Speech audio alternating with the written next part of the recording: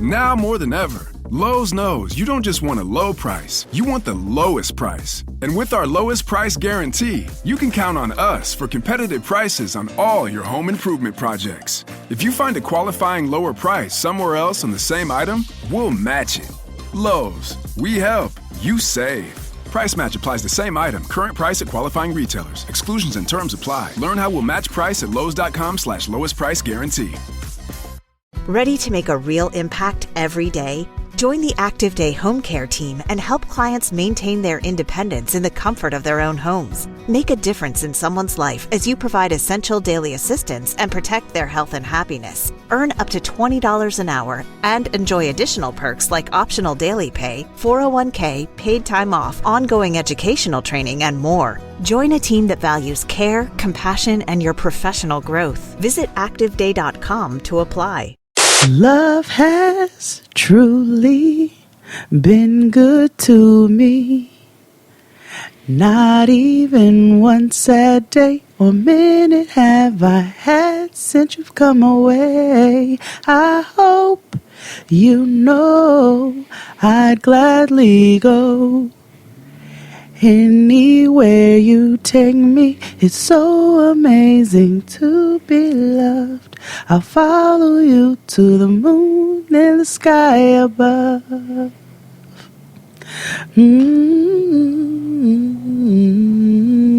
My girl.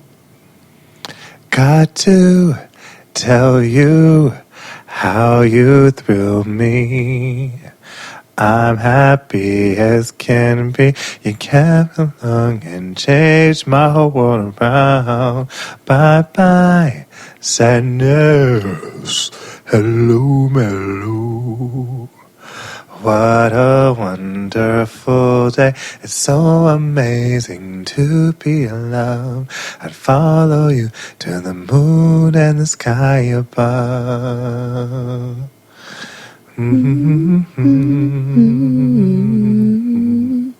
Whoa, ha, whoa, ha, ha. Whoa, ha, whoa, ha, whoa, ha, ha. Whoa, ha, ha. Whoa, ha, ha, ha, whoa, ha, whoa, ha, ha. Whoa, ha, ha, ha, whoa, ha, whoa, ha, ha. Whoa, ha, ha, ha, whoa, ha, whoa, ha, ha. Whoa, ha, ha, ha, whoa, ha, ha. Whoa ha ha, whoa ha ha, whoa ha ha, whoa ha ha, whoa ha ha, whoa ha ha, whoa ha ha ha, whoa ha ha, whoa ha ha ha ha, whoa ha, whoa, whoa ha, whoa ha, whoa ha.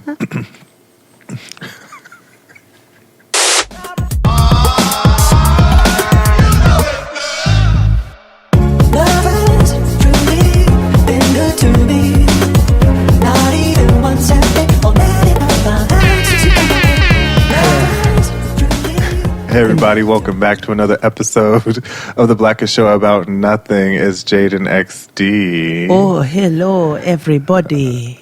I am XD, aka the Chuck D of homosexuality, aka homo without a pause, aka the gay F.E. White, cause what? Nigga, we all got pain. AKA Fagnificent, AKA Hoisha. Monday in the morning and new day is starting, it's me, AKA Homo la Flor, Tanta Amor, AKA your auntie's favorite auntie, AKA Mr. Swing Low, No Chariot, AKA the Black Gay Mod, Lady Godiva was a freedom rider, AKA Dang Mitchell because I stay on Saturn, okay, AKA the Gay Mary Poppins because I'm practically perfect in every way, AKA Yalla Fag Zant, Penis, a.k.a. Barbara Streisand.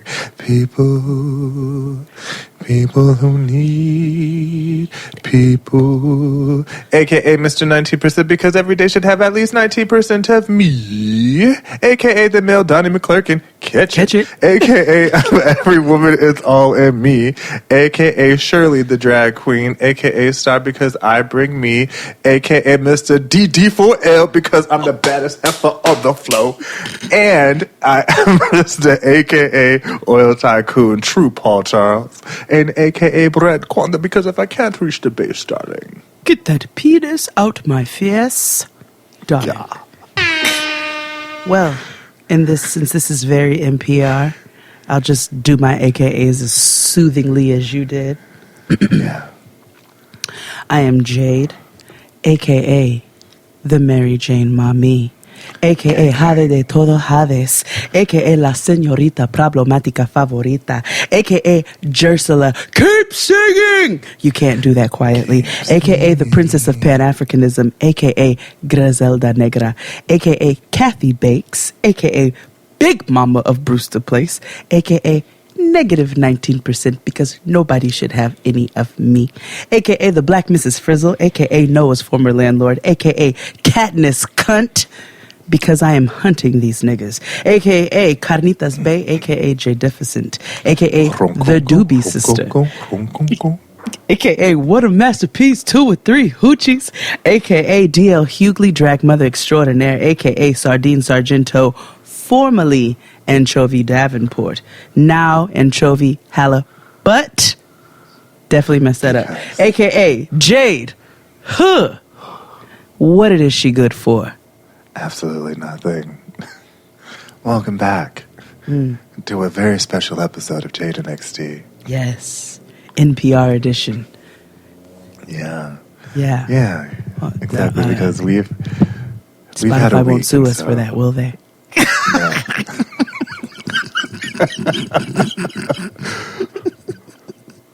We've had a week. We've had a week. We've had a week. You know, hence us talking this way. I got on 2 airplanes. You did. You braved the elements. Oh, God. Nigga, did I. Nigga, did I brave them, nigga. You know, give me a shield, nigga. I am a warrior. I walked in that airport like, bitch, I'm here for combat. With your bow and arrow. With my bow and arrow. They didn't take it at TSA. You know what I'm saying? Okay. I got through and I lived and I got my COVID test when I got to LA. It was all the way negative. Just like me. And so I expected it. And I'll get my second COVID test upon return mañana. Had to give it a full data set and then, go get tested, wait another week and some change, go get tested again, and then stay my ass in the house. Yeah. But the event was successful. Shout out to everybody who came and picked up their pull-up and pull-out dinner for the culture. It was great. It was wonderfully social distanced. Everybody came. They picked up. They didn't get out of their cars, and they left. I came and said, Ted and I, we gave them their bag. Their 2 Would you like to hear the menu? Yes. Which was quite delicious, by the way. Oh, my. So, in the pick-up and pull-out dinner tote, you received a For the Culture tote bag with a For the Culture button that says "Smoking Alone Together," because we don't pass no blunts in the petty days. And I have mine right here. yes, there you go, friend. Post it. Yeah. And then the first course was scallion coconut arepas with a chili oil with some scallion and a garlic chili oil, and then also a curry sauce, a curry dipping sauce. The second course was Brazilian moqueca stew, which is a fish stew. Delicious, lots of flavor, very simple, clean flavors though.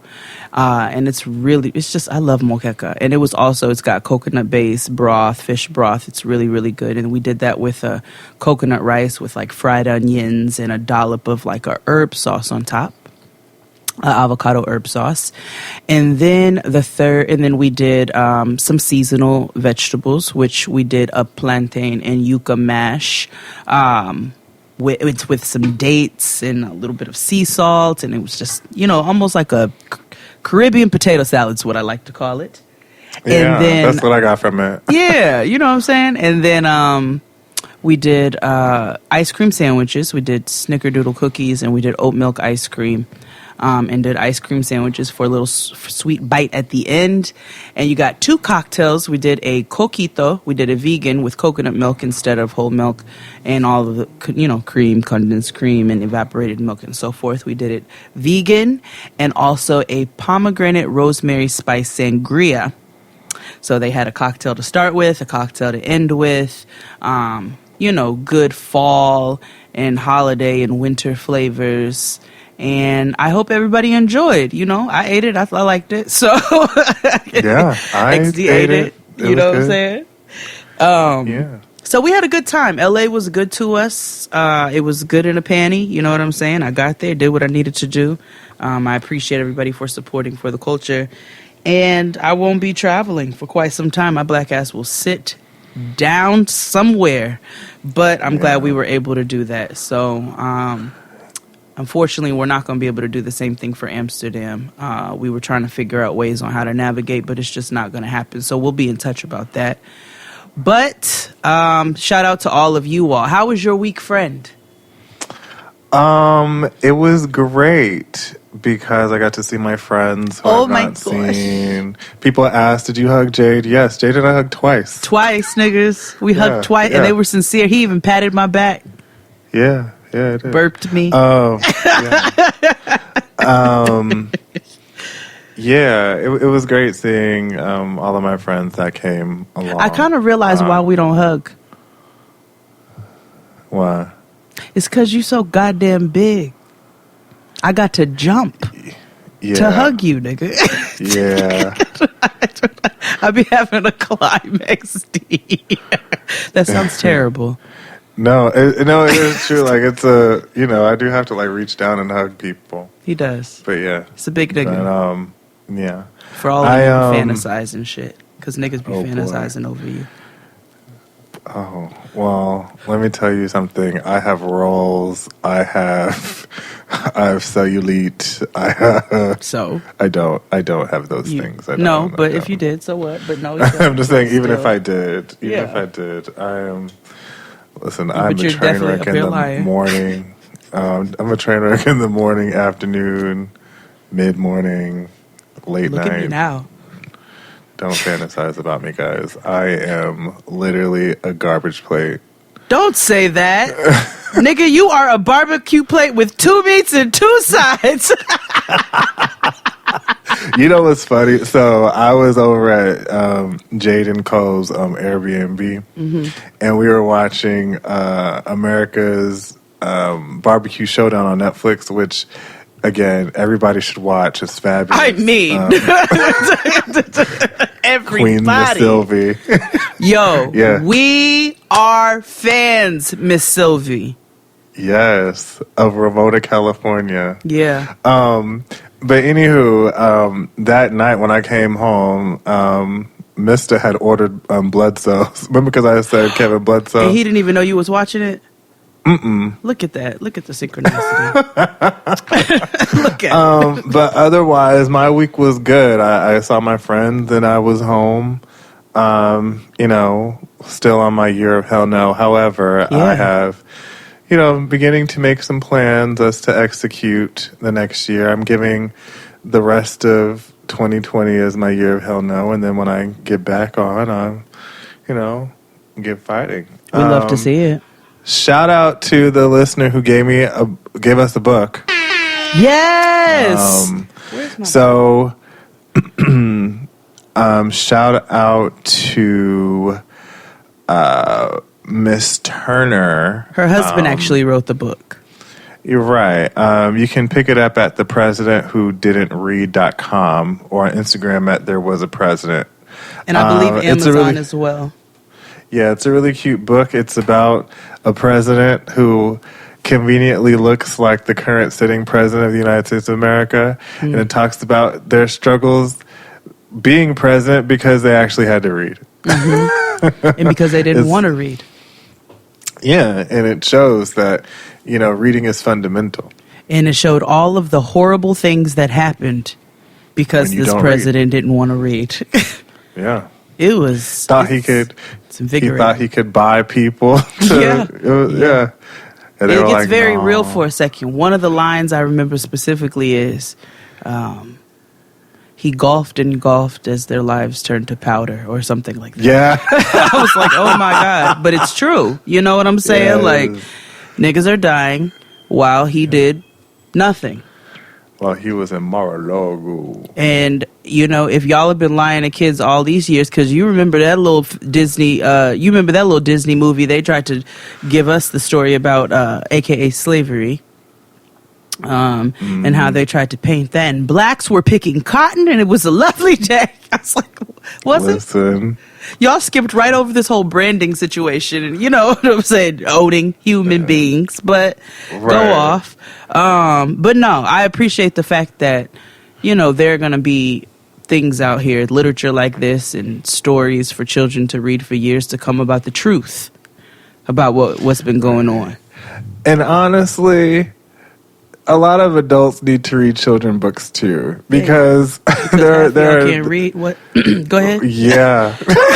Well, that's exactly what I was going to say. Oh, okay. Like, people lack reading comprehension, and I have this theory that people just genuinely stop learning after the 6th grade. No, that's right. And so, where you're formative up to the 6th grade, everything else is just random facts that you either retain or don't. Mm-hmm. So I think people, especially now, to understand the gravity of the situation we're in, they should really look into reading children's books. I agree. I don't deserve to be nobody's president. Right. Mm-mm. I don't want to be insulting, but I listen. Everything we really needed to know, we learned in kindergarten. So, why not learn shit like that at a fundamental level? You know what I mean? That's what I'm saying. Told you about that time Noah came and told me, Mommy, lobsters pee out of their faces. And I said, that is good to know. Make sure Did you know turkeys sleep in trees? No, but I'm so happy to know that now. Yeah. I'm going to remember that for the rest of my life. Thank you. Yeah. Because they can't defend themselves. They don't have good defense mechanisms, so they sleep in trees. They don't have good defense mechanisms. No. Speaking of which, what are your Thanksgiving plans? They're up in the air. I'm supposed to be traveling. Right. Oh, yeah. The thing is, it's me weighing if there's one thing to fly across the country, and then there's one thing to fly across the state. Mm-hmm. So I'm like, I don't know. That's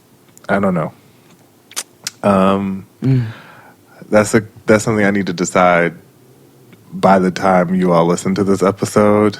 And I don't want to break my mother's heart, but I also don't want to get my grandmother sick either. So these adult decisions. Yeah, it's rough. I know a lot of people are not going home because of COVID. Trying to keep their loved ones safe and whatnot. I also know you've been quarantining hard and getting tested. But that's a weighty decision, and that's not anything that we can put on. We can't make a pass a judgment on people. Now, if you out here wilding and you go see your nana, I'm judging. Oh, no. That's the only reason why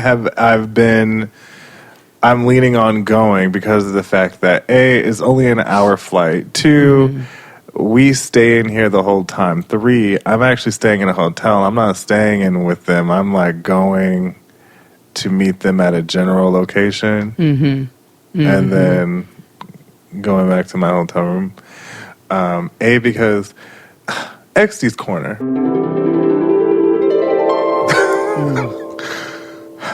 This is related, but not. pandemic.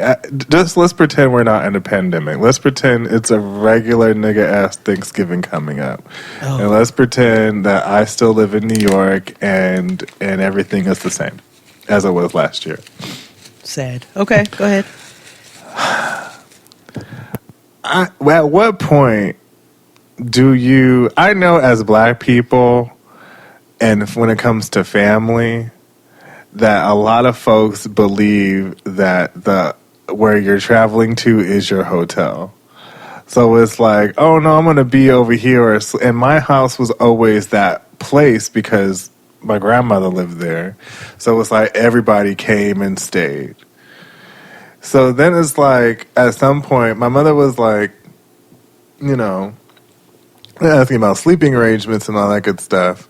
And my mother was like, well, you know, I can sleep out on the couch and you can have my bed. And I was like, first of all, Mother, why on earth would I allow you to give me your bed? That's number one. Right. Number two, I also don't have a problem with sleeping on the floor or the couch. But three, I'm also old enough to realize I could go to a hotel. And, you know, I want Black folks to normalize going to a hotel during the holidays, if you can. If you can. Yeah, or just traveling and seeing people. I mean, I understand that we're in a pandemic now and, you know, shit is fucked up and everybody should stay home. But if you can, try to not put your folks out and get, you know, because there's nothing more stressful than hosting somebody. Okay? A lot of times I know a lot of people family. feel guilt from their parents for not staying with them. Let's also normalize letting you. I hate it. Let's normalize. No, but that ass though, like it's okay for you to tell your mama, girl, I will be over here every day, but I am going to sleep at this hotel. Right. Then my mother was like, in non-penny times. You know, I'm talking non-penny times. Right. This is completely non-pandemic. But like, I just know, like, you know what I mean? It's like, cause you want a big bed, you want a shower, you don't want to like, you just want to spread out in space. And when you're staying with people, especially when you're family, that's one thing if you're staying with friends, but when you're staying with your family, you revert to what you were like as a child. And that might be for the better or for worse. Especially if somebody like me or a lot of people have done a lot of work to create healthy boundaries and work through have a good relationship with their parents, and the only way to not fuck that up is if you keep your distance. So not to say me and my mother have that issue, but I just know me and I like my space. I like to spread out. I'm 6'3". Yeah, and all I got is full-size beds in that house. What is we gonna do? There's like two bottoms of the bed together. What are we gonna do? Sleep in this double tree? Yeah.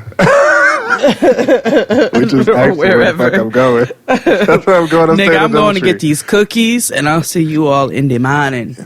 Exactly. I was like, I will Uber over there. Uber everywhere. Made in Tayo. It's nothing, girl. But I need my space. I mean, facts. But anyway, subscribe to us on Patreon. I know we're a little late running videos, but that's because we were working here in LA and doing some special stuff. Also, our Twitter account has been temporarily restricted and we do not know why. So, as the alternative there is a new account called JXD Podcast, and the link is in the description on Spotify here, and you can follow it and you know, let's take back the night. I don't know why Twitter's been just deleting shit left and right. They want to add fleets and other homosexual jargon to their litany of things, but you know, just follow the new account and we have a wang dang doodle. Yeah.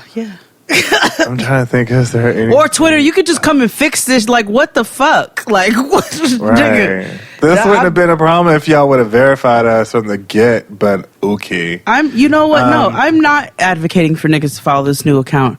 I'm advocating for niggas to harass the fuck out of Twitter so that they go and do their goddamn jobs. I don't work for fucking Twitter. I don't give a fuck about your feelings. Nigga, fix the goddamn account. We've had it for 6 years now. Like, what the fuck are y'all doing over there? Playing with yourselves? Fix it. But in the meantime, follow JXD Podcast for more updates. Following that shit. I'm getting ready People to need to follow. Fake ass page.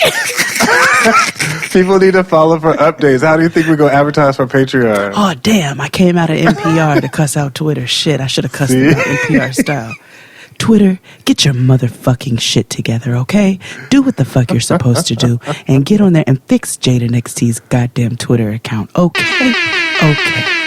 Oh, also, shout out to my cousin LaToya. She listens to this show. I don't know why. You should stop. But she got married this weekend. Congratulations! Yeah, she got married, and I watched her wedding. Well, I tried to watch her wedding on the Zoom, but girl, whoever was in charge didn't let me in. I did FaceTime with her before she got married though, and she looked beautiful. So shout out to my boo. Toya is one of my 26 first cousins on my mother's side. Ooh. It's a lot of us, yeah. It's a lot of us. My first cousin just had a baby. The one the Bruce Leroy story I told you all about. Oh, they had a baby. Yeah, they had they did not name the child either of those names. Oh, hallelujah. Thank you so much. Yeah, his name is prayed Troy. Against it. Yeah, his name is Troy. Yes. Troy, oh, so you can thank me when you're old enough to talk because I definitely prayed for you. Oh, we all did. Fervently, okay? Like, ooh. Ooh. Can't tell me my God baby. Don't work. Okay. Anytime they try to let Bruce Leroy come out of their tongue, just guard their mouths. Yeah. They can't say the words. No, they can't say it. No Last Dragon, nigga, no hoots, no hints, no Bruce Willis, no. He has a pretty boss ass name too. His name is Troy Apollo. Okay. Yeah. Okay. It's always a light skinned nigga named Apollo, huh? Which is interesting because he will end up being. I know he will. I know he will. I remember. The North remembers. Yeah. I gotta use that in my comedy routine with my mother and the I told you that story with my mother and the Gung Hey Fat Choi joke. Yes. Yes. Oh, I'm putting that. Oh, God. And knowing your mother, that makes it all the more funny because when I tell you that lady don't mean no harm nobody. Yes. My mom, different. But yeah, my mother is like, means no harm to anybody. Like, she is a saint. She is. His mom's a true saint. But let's take a break. And we'll be back after these messages. After these messages, we'll be right back.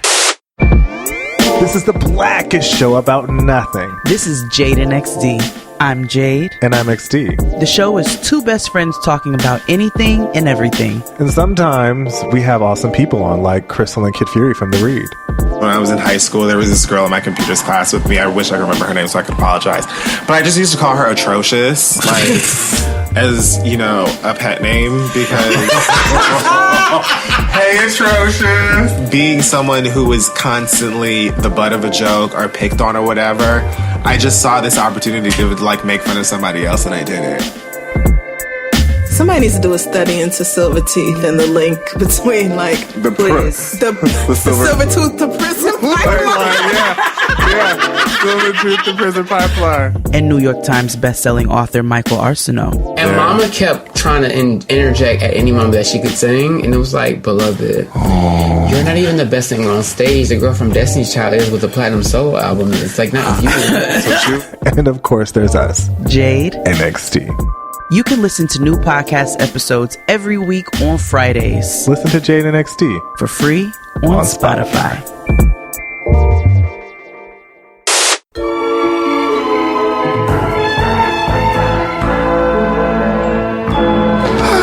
And we're back, and we're still not done with this funky ass show. My God. My God. Because we still have not gotten to Devin and Jihoon's quarantine content. I have had 5 birthdays. Like, Yo, this is 12 years a season. it really the fuck is. Like, okay, And go I'm ahead. like, this has been on literally for 6 months. We've gone through 2 networks. We've gone through a pandemic. We've gone through a pandemic.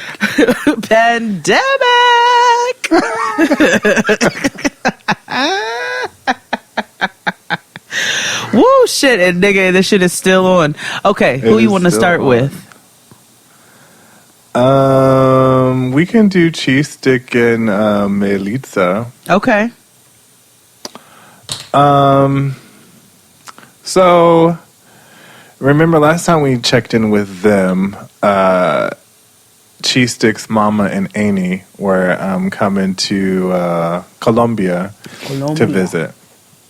And, you know, remember Melitza was like, hey, I don't really feel comfortable to be with y'all like that. Yeah. But really, she was just feeling guilty. But also, they have space like that. But also, his mother's a white woman who threatened to call the police on her. Yeah. Which I still don't understand why. Because You they know, got but in I a just- fight. And she was, you know, pissed. No, but I know what I mean. But, like, did it get to that point where Clearly, it nigga. was like... Well, I don't know. Because, you know, before, you know... Up until recently, white women used 911 like it was customer service. Still do. So- So that's what I'm saying. Like, we don't know if it got, like, I don't know if she was throwing plates or I don't know what was going on. All I know is that I am a Colombian woman in this country right now, and your white ass threatened to call the cops on me. And there's too many stories out there about what's going on in these detention centers and these detention camps, and you know how they're doing babies and separating them from their parents, and how they're doing, and how the women are, you know, being sexually assaulted in these camps, and how they're being disrespected. Letters are not getting out. People are just literally being held in captivity. And you gonna threaten to call the cops on me? You gonna threaten my well-being? Fuck you forever. Right. Fuck your mama. Which is why I don't know why they're fighting so hard to stay together when your mother put me in harm's way, number 1. 2, you still that I ain't got over this cheating shit, so what are we doing here? Right. Right. So, they are, you know, Cheese Stick goes out with his mama, and mind you, they had already had a discussion with their mama together about their status of their relationship. Mm-hmm. And, you know, his mother expressed concerns, but she was like, you know, if you really, really want to go for it, then fight for it. Yeah, you know, she's one of them bobs. Right. And so nothing really happened to them. Next week they will. But this week, you know, his mama and Annie, they only stayed for a weekend. First of all, I don't know how you go to Colombia and just stay for a weekend. That's some real rich shit, but cool. And, because in my head, like, international trips, I'm not staying for a whole, like, a weekend, like a Friday. Oh, no, when I'm nigga, going. week minimum. Right. I need to see shit. I need to eat shit. Yeah, I need yeah. to- I can't eat shit in Mainly 2 days. Right. Right. I need to eat through the country. Nigga, LA is not even motherfucking international. Right. And yet I come there and I say, I will not be staying any less than 5 nights. And I want Vietnamese, Mexican again, donuts. Nigga, I got Korean barbecue. I have lists of things I want to eat when I come to LA that I know are going to be extra tasty. Exactly. But he got, you know, he saw them off and he was crying because he was just like, you know, I really don't know when I'm going to see them again. And he's a Cancer. Yeah. And also he told his mother, like, you know, I don't know. I probably will be back in America because Mama don't want to get married, and I still haven't found a sponsor for real yet for my job. Mm-hmm. So here this is all fucked up. Yeah. And so he hugged, and he was just a big tall of mush. I don't really dislike him. I mean, I think he's okay. I think he's just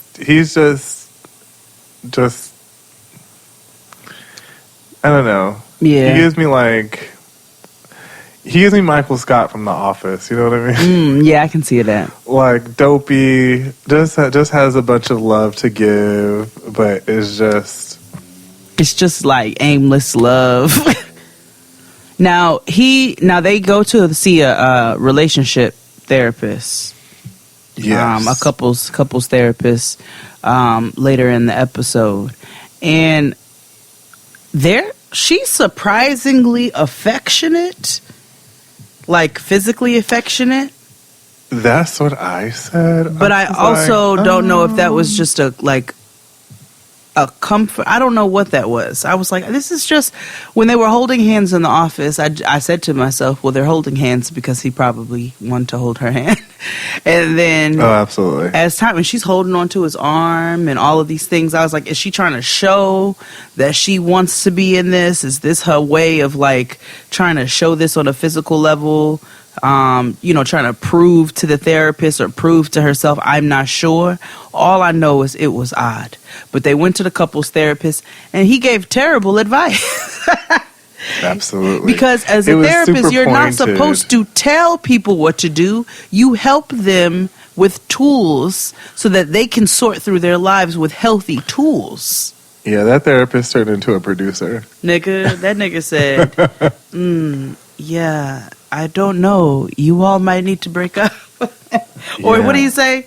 He said, you need to get married. What? I can't remember what he said, but he told him what to do. Yeah, he kept asking questions like a producer would for a confessional. Mm-hmm.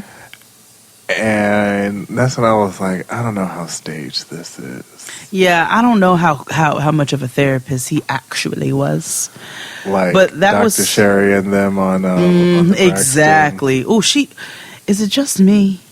Worst therapist ever. I'm like, you passive. She's just in that voice.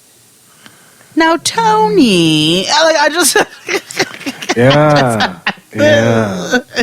Her and her wave nouveau. I'm like, y'all been going to her for just like decades, nigga. Y'all get worse. Yeah. Like, what's? Yeah, you get worse. At least y'all made progress with the Yanla. Is just y'all. They talked about my boots. Like, I don't. Yeah. What do you want to do next? I'm bored of them. Yeah, we can do Dos Papas. Dos Papas. Oh. On a very special episode of 90 Day Fiancé the other way. Yeah. So, here we go. Melodramatic homosexual drama. My so-called. Yeah. So, they on the way back from getting denied the first time. Mm-hmm. Armando explains to Hannah, what the deal was, and she's so cute.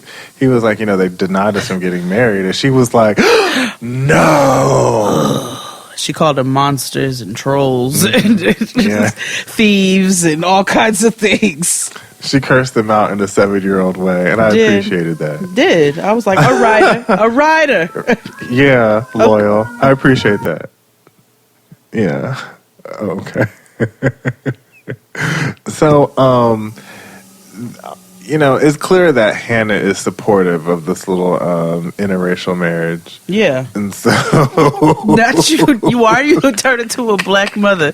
This little interracial marriage. My son call himself liking Mexicans.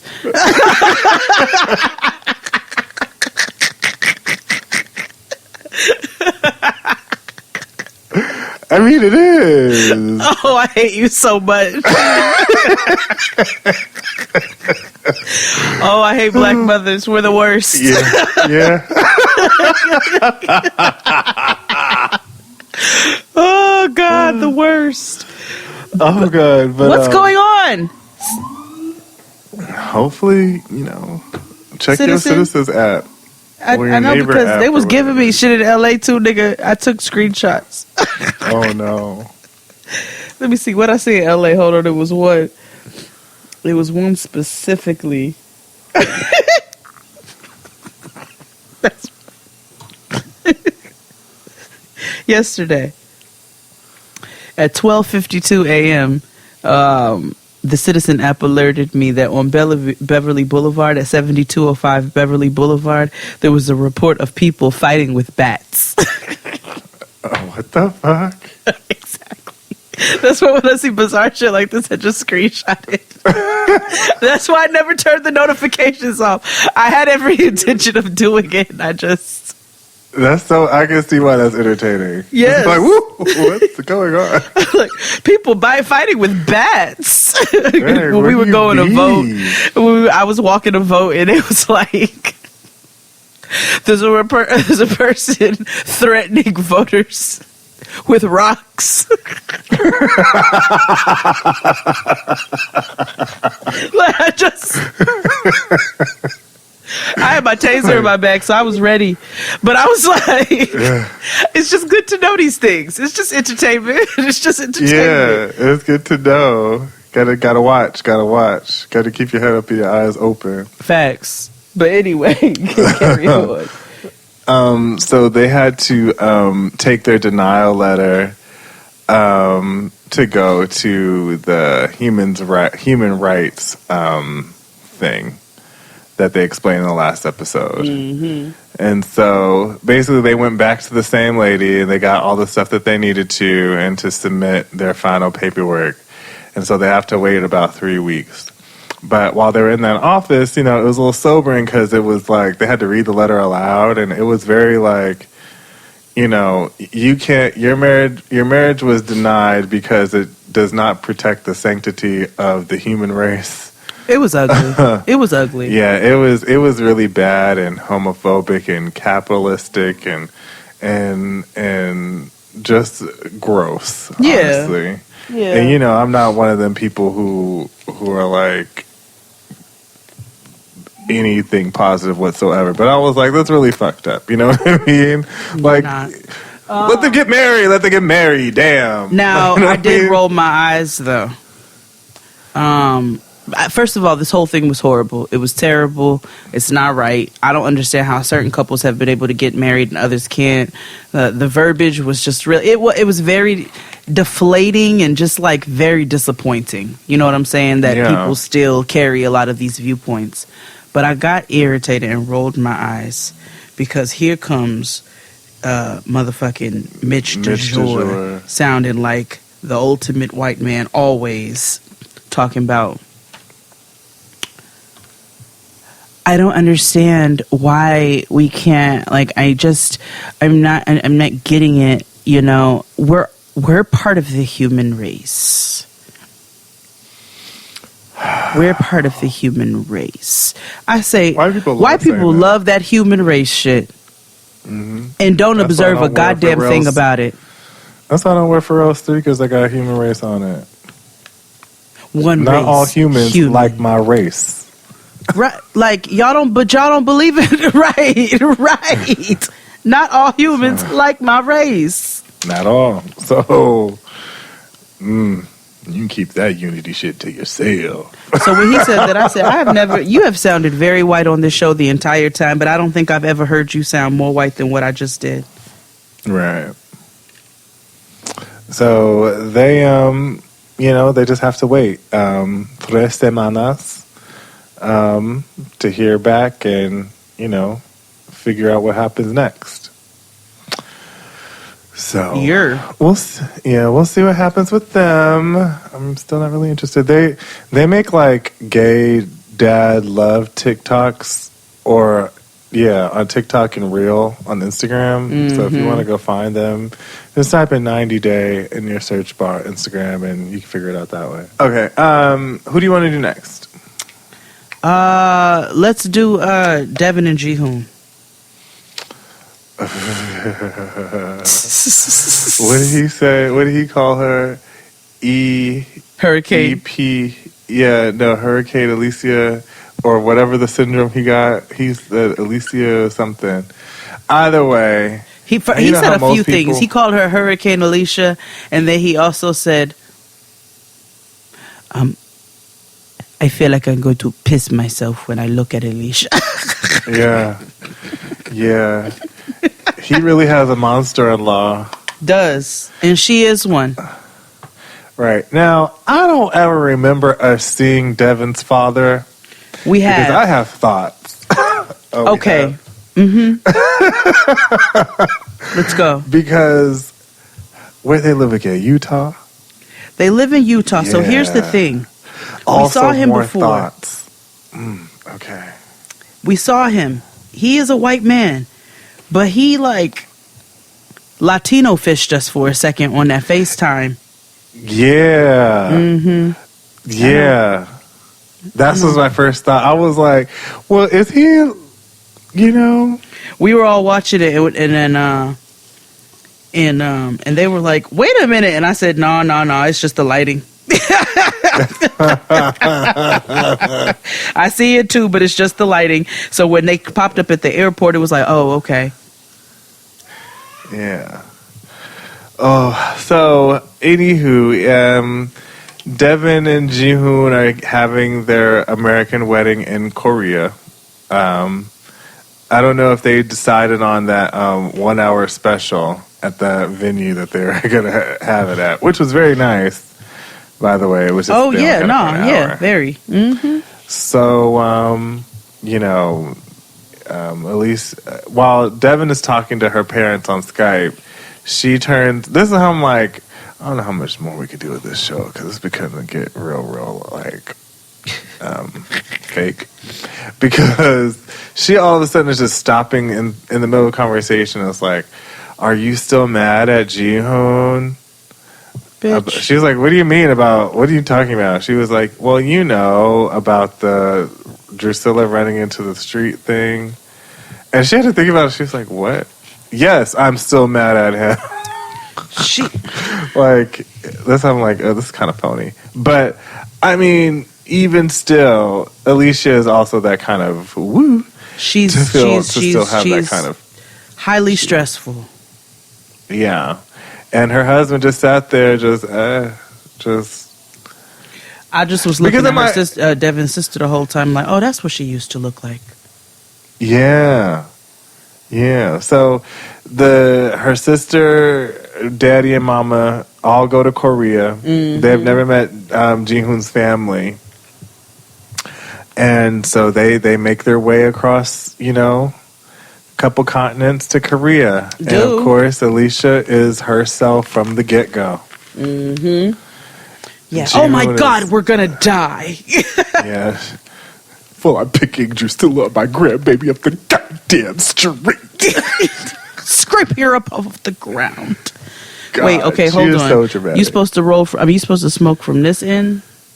No, the filter. You're supposed to smoke from that end. That's the filter end. Oh, so I got to put more. Okay, go ahead. All right, carry on. So,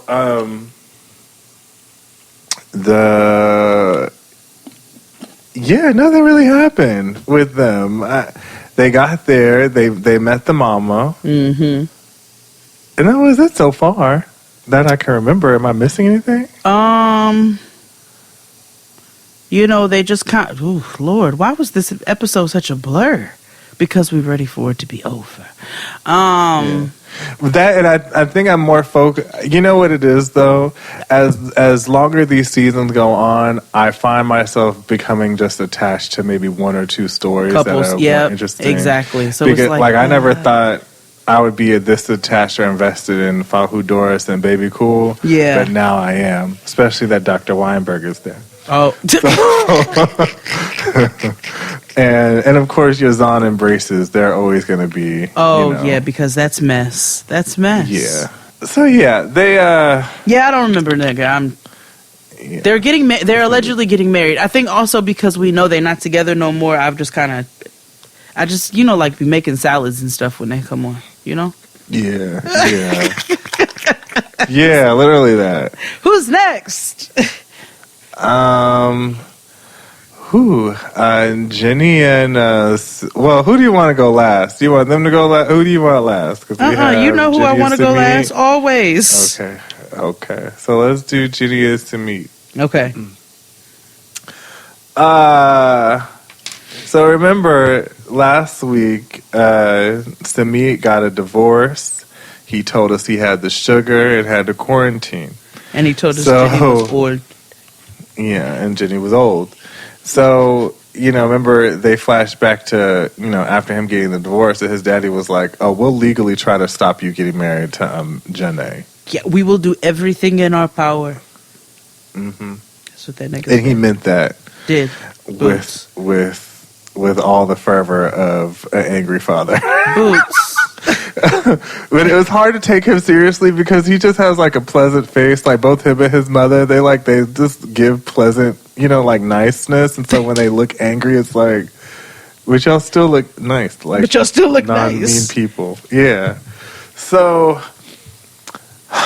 Jenny and says to us that the Prime Minister of India has lifted some restrictions, and so now people can go back to work and on a minimal kind of thing. Mm-hmm. And her and Samit went to go see another lawyer about marriage that specifically focuses on marriage law. Mm-hmm. So they go down to the courthouse to talk to the lawyer, and the lawyer is like, well, you know, it could take a lengthy process, and it could possibly very well be expensive. However, no one can stop you legally from getting married. Yeah. Outside of like the government or whatever. Yeah. But like, no one can stop you from legally getting married. So if they just say, you know, we don't approve of it, they can't do anything to stop it. So they were just so excited and elated because they're just like, fuck it. Yes, great. Let's get married at the ring ceremony tomorrow. Fuck it. Let's do it. And then Samit says, hold on a second. Mm-hmm. The reality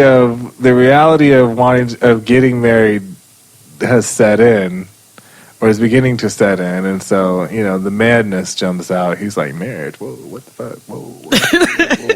What's the rush? What's the rush, baby? What's the rush? And he's like, you know, I want to talk to my mama and daddy first. And she's like, for what? Why do you have to talk to them? You know they don't want us to be together. Right. But he's like, yeah. Bitch, you're still my parents, bitch. Right. And I owe them money. So what does it look like? Like, bitch, this wouldn't even be possible right now if these niggas didn't beg, borrow, and steal $10K from mad niggas around the neighborhood. Right. So let's not kill the karma. Let's not start a fight. You know what I mean? Yeah. So, a couple days later, it's time for the ring ceremony. Mm-hmm. And his brother comes by with his new wife. Mm-hmm.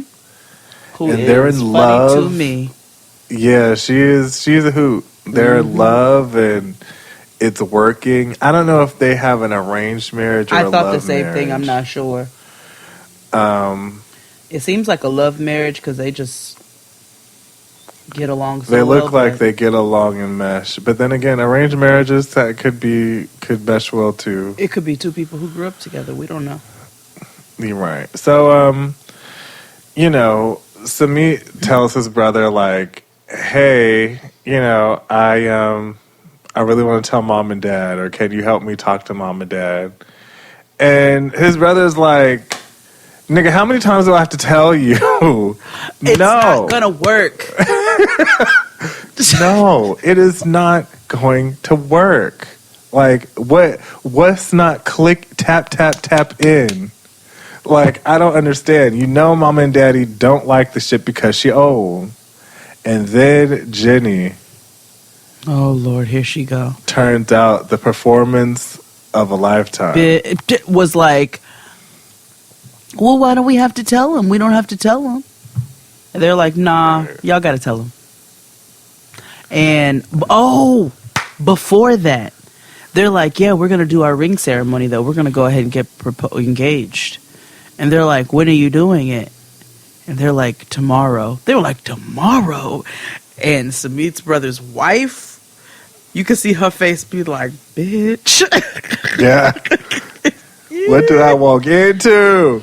So then, like XD said, Jenny starts the performance of a lifetime. I mean, Oscar award winning, whatever the image, whatever the shit is, whatever the Emmys, whatever the shit is, that bitch got it.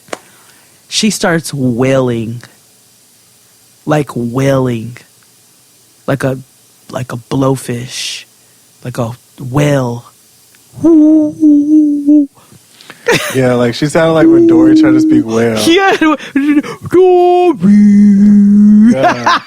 Why don't you think? Just because I can't help but think that I'm old. Dory. That's what Nikki kept down. Dory. But it was like,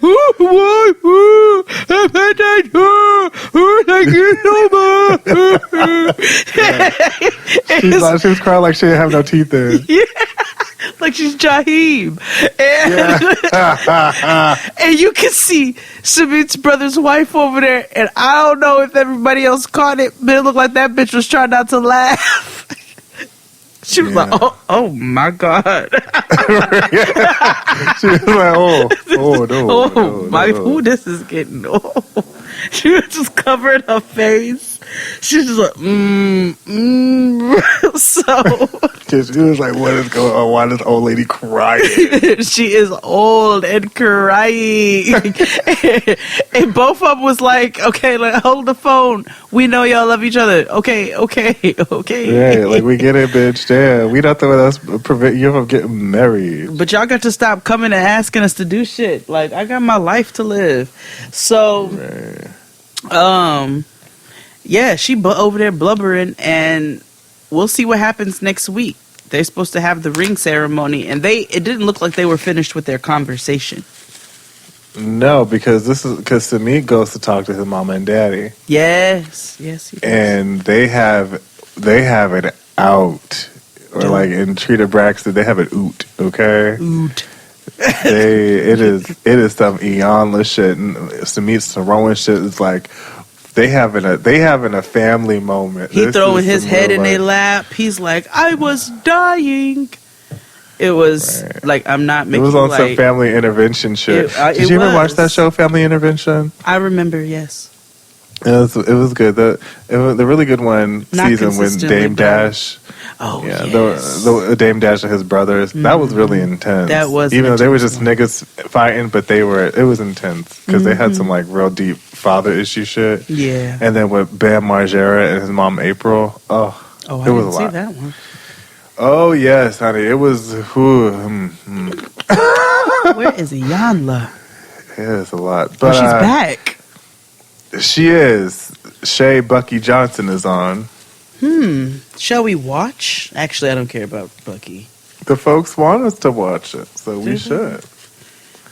Oh, I mean, yes, Bucky. Guys, we did see your suggestion about Real Housewives of Salt Lake City. Oh, and before I posted that on Patreon, we had actually watched it before, just on some GP. Yeah. And we should talk about Reverend Grandwife. Oh, my God. I don't know where we begin. Those wigs or Reverend Grandwife and why she has that name. Yeah, Reverend Grandwife. Because this nigga had already watched it, and he put me on. And so as we're sitting there, loafing, and watch, he goes, oh, this is mess. I was like, nah, nigga, this is way too many white women for you, girl. Oh, nigga. I have never watched a Caucasian edition of any of the Housewives franchise. Mm-hmm. That might come to an end, because these bitches are weird. I really want you to watch season 5. Start with season 5 of Beverly Hills, because that's keep saying also that, but I told you that gets way too like. I know. However, I'm just saying it's because it's super petty and super dumb. Like, you should have seen me at the Grove when I was Lisa walking Rinna, around. I was like, oh, that's what y'all look like. Yeah. But Lisa Rinna comes and saves the whole series. Lisa Rinna is a fool. Okay. Her and Kim Richards. Right, the Hilton auntie, right? She was calling people beasts and shit. She's like, well, I don't like you. You know, I beast. I love that. That sounds like who calls people a beast? That is so like regal. That's one of my mom's Melissa favorite Edwards words. shit. You beast. She's like, look at this beast. Yo, I love old words. Let me tell you something. Talking shit with my parents is fun. I love old words. It's a good time. We have 2 more to do. All right, let's do Fahu Doris and ASAP and Jera. Yeah, Baby Cool and Veruca Salt. So every week I become more and more on her side. Yeah, man. Which I hate. I hate. But her sisters, his sisters got on my nerves, and he got on my nerves even more because of the fact of his sister. Puss. Yeah. So, remember, Dr. Weinberg and Judith, I still don't remember her name, so I'm just going to call her Judith. That's what she looks like. Yeah, whatever. Who now we understand is has the pants on in that family, because Dr. Weinberg is just... He just be there. Yeah. I thought he was going to give a lot more than what he gives, but no, he is quite the most calm and congenial out of that whole family, truly, honestly. With the highest pair of pants. I mean, they sit at his armpits. And now I understand why he asked her, you couldn't have married a nice Jewish boy from Brooklyn. Oh, child, listen. I ain't never agreed with a white man saying some shit like that until now. Like, bitch, get your ass the hell out of here. Because this is just not going to work.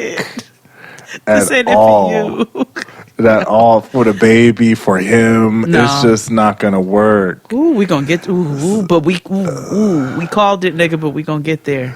So remember they were she was staying with her mom and daddy at their hotel just so they could be with the baby and yada yada yada. But that day that they came in, Baby Cool had to go to work that night. I gotta go to school. Right. And so, Fahu Doris was like, you have to go to work tonight when my parents are here. And he's like, I gotta make money. But I go when everybody's like sleeping. Yeah. And it's like, he's so sweet. And it's just like, no, that doesn't make sense, honey. No, but he's not so sweet. He's actually not so sweet. No, he's actually kind of conniving, actually. He's a pussy, but we're going to get there. And so she comes back, he comes back after a night of doing whatever he does. Yeah. Because he don't even, we'll get to that. So she comes back and she's like, how was work? Yeah, he was like, how's work? And she was like, it was cool. Blah, blah, blah, blah, blah. Mm-hmm. And she was like, look, I know I need help with the baby, but my parents are here. And, making a first impression is super important. What's good? Fix this. So they go around, they see a lot of the city and stuff. And Dr. Weinberg is like, I've never really traveled a lot. He was just like, I never really traveled a lot. And he was like, I've had an idea of what Ethiopia was like, but I didn't necessarily think of what this would be like. And he didn't tear down the country. He was just like, a lot of it does look, worn down or beat up. Mm-hmm. And he didn't, where he didn't really address the concern to why it's that way. He was just like, I never really thought of it this way. And now that he's there, he's like, how conducive is this for anybody, let alone my daughter and my new grandson? Yes, and did you see where ASAP and Jared was curling his hair before they went out? Yeah. Papa wanted to make a good impression with the parents. But like you said, they went out, and he's like, I just want to show them that Ethiopia is like a beautiful place, and this is where I grew up, and, I want them to get a good impression of it because this is where their grandson and their daughter's going to be living or whatever. Anything anybody would think. You taking your in-laws around, you want to show them the best. And culturally, it's very different. So they go to pick out their dinner because he wanted it to be a special meal. Yeah, and, some countries will find it barbaric, killing a chicken in front of you. Yeah, I don't. Others countries will call it organic. They probably got the best tasting chicken there is. I would err on the side on the organic part. However, it is kind of hard to eat something after you know its name. Or after but we didn't know its face. name. Yeah, but they saw its face. So it's a little difficult to eat something after you've seen its face. I'm not saying it's impossible. I'm just saying it's a little difficult. She's a little, and some people are a little more sensitive. That's okay. You know, and I get it. It's fine. It's fine. They were just like, how about we not? Let's not kill. Let's not do this in front of us. Let's just not. And he's just like, well, I did it for you guys because I wanted to impress you. And they were just like, no, that's just not what we do. Yeah, which I don't like. Like, you gotta, he got his other issues in wanting to accept cultural things. You know what I'm saying? And not being malleable and whatnot. But, when you go to another country, get into it. You know what I'm saying? Get into the culture. If this is a special meal, if this is what he wants to do, a special meal for you all, you know what I'm saying? Get into it. In some places you go, it's rude to not taste, their dishes and their delicacies and whatnot. And unless you got a whole food allergy, come on, get into it. Now, if you vegan, that's one thing. It's okay for you to say, listen, I don't eat meat, so I respect what's happening, but I don't eat meat. But just to be like, nah, no. You're not vegetarian, girl. You've been eating all the lamb and the chickens and all kinds of things. All kinds of, please. But, they're walking around the marketplace. They're walking. So then they're going to take them to go see the new apartment. And she's very nervous for her parents to see this new apartment. ASAP Injera is not. He is like, we living in luxury, nigga. I've never lived nicer. He said, nigga, we live in a deluxe apartment in the sky. Okay, we moved on up. And they get there, and her parents have a very disappointing reaction. It could have been a lot worse, though. Could have. Thankfully, Judith had been there before because at first when they walked in, they were like, that's the refrigerator, that's it. And it's one of them, dorm fridges. Uh-huh. And she was like, oh, this is already starting out bad. Mm-hmm. So then when they sat down, Judith was like, okay, so look, this is a lot better than what we had saw where you was trying to live before. Because what you were trying to live before was some bullshit, and you know that. Yeah. And Dr. Weinberg didn't freak out. He was just like, if it was just the two of you, maybe sure.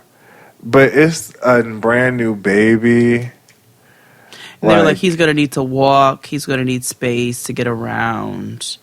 I was conflicted in that moment because I understood what they were saying, but I also understand that this is such a step up and this is such a reach for what he's able to do that it's... Right.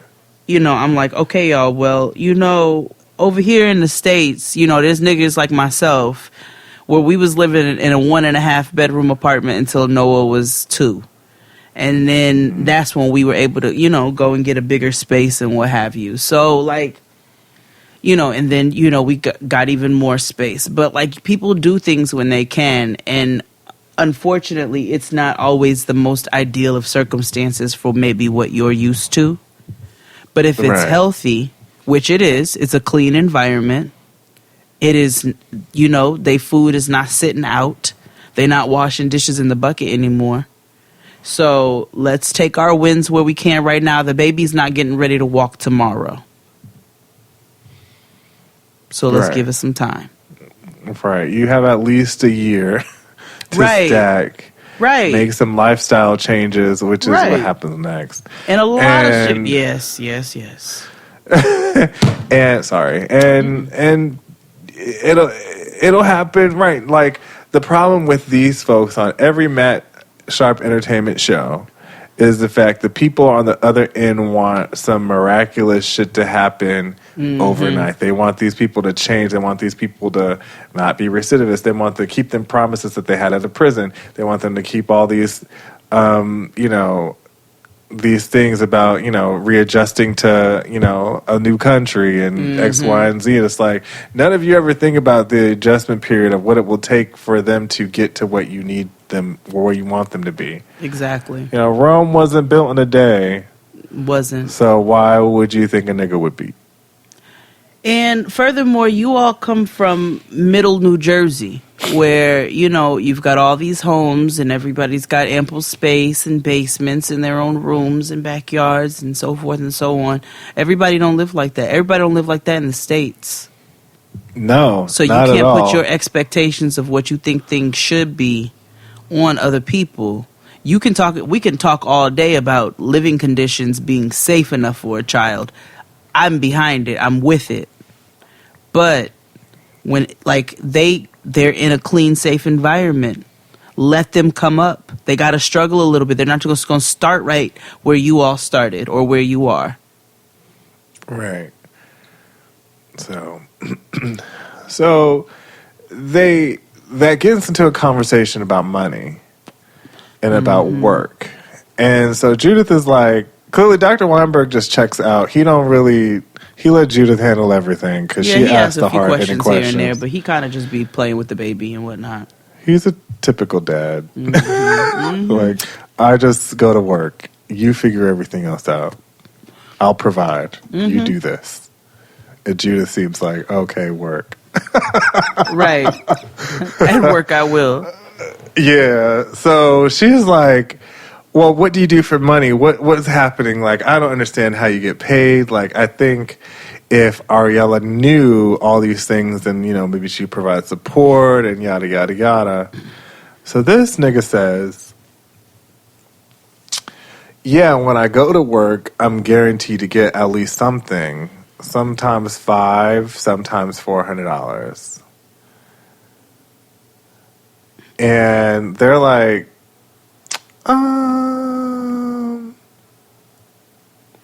While I also have questions, here is also where I'm like, why is this y'all's business? Like, because it is, because that's their daughter. Yes, but I have to say my parents have never come to me and asked me how Tristan makes money. I think the only reason why this is an issue is because she needs some financial support still. Yeah.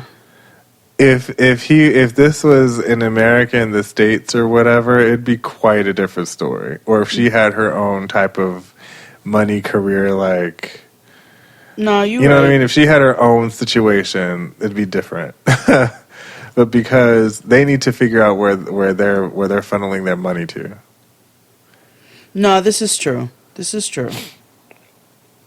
All right, that's what I've gathered. This is because when they were asking these questions, even when they were talking about, like, well, we brought a bunch of stuff for you and the baby, you don't have enough space for your stuff alone, let alone the baby. Excuse me. So they were just kind of like, okay, well, what is he going to do? And Ariella was like, I don't ever want to take away from the fact that he's a creative. That's his job. That's what he wants to do. And you can tell that's what she was. And, you know, she was their little flower child who traveled about. Right. And that's met him in the fine. first damn place. Right. And that's fine. But she's just like, you know, there has to be maybe another means of way for him to be creative. Now, as far as I'm concerned, you could throw that shit out the window, bro. Like, you got a wife, you got a whole wife and a baby to feed. Fuck your mixtape. Right, your creativity could be your hobby. You know what I mean? You have to, because I get it. You need creative shit to fulfill you, give you purpose, so you don't want to kill yourself, you know, later on in life. But also, you got grown lady bills, sir. So, like, True you have facts. responsibilities. And that also lets me know that you don't even, who knows where your other child is. So it's not like, you know, you're able to send or support We will get that to child. that. We will. So, you know, it was just a lot of concerns. And I'm like, girl, I get it. Like, I still don't even know what he does at the club. He just, it's not like he bartends. It's not like he's a waiter. It's not like he's a go-go dancer. No. He, like, performs at a club. Yeah, he's and like bangs singing on booties something. sometimes. That's what he said. Yeah. And I think because he's so limited in his language that things sound sketchy. Because he always be like, not to worry, not to worry. And of but course also, his sister seems a little bit more a bit fluent. What did you say? She's a bia. She's I can't bitch, stand her. Boy. She is a bitch. And her little friends, that nigga was... Because at first I was with her, like, when Ari Right. delivered the baby. But now I'm like, oh, you're a bitch. You're a fucking bitch. You're showing your creative uniqueness, nerve, and talent. And this talent. Ugh. So, that being said, the next day they go hang out with Baby Cool's sister and family and friends. Mm-hmm. You could take this part. The little bitchy one wasn't there, but his other sister was there, just sitting and watching. And they start having a conversation about the baby's baptism once again. And she had not told her parents yet that she was going to baptize the child. Right. She was waiting to tell them that, and his sister blurts it out. Did you tell them the baby is going to be baptized? And that's when Dr. Weinberg, that's the most reaction we've seen from him. He was like, baptized. Yeah. And Judith, who we all know is a Christian, Catholic? Yeah. Roman Catholic, yeah. Roman Catholic was over there like, baptized. Yeah. She was like, ooh. Yes, she's like, ooh, baptized. And Dr. Weinberg was like, baptized. What is this soldier boy? Baptized. So Ariella's like, I did not tell them yet. Thank you so much. But yes, I'm going to let it happen because this is something that's important to his father. And so I'm looking at it like, you know, he's going to be in a big pool of water. And I'm just thinking about it. You know, I'm not thinking about it for the way that they're thinking about it or whatever. Right. And it turned, they did that mention that she asked them not to, of that baby going to hell. Mm-hmm. And she's like, I told you, stop referencing hell as it pertains to my child. Stop damning my child to hell. That's what we're not going to do. Stop doing that. And it gets into a heated debate. And that's when Big Sister speaks up. And she gets up in the mix, too. But the entire time, this nigga is saying nothing. They keep saying, well, he's just going to go to hell. He's just going to go to hell if he's not baptized. He's just going to go straight to hell. He sits back and lets his sister just speak all willy-nilly and say whatever the fuck she want to say and don't say nothing. He just sit back like a little bitch. Right.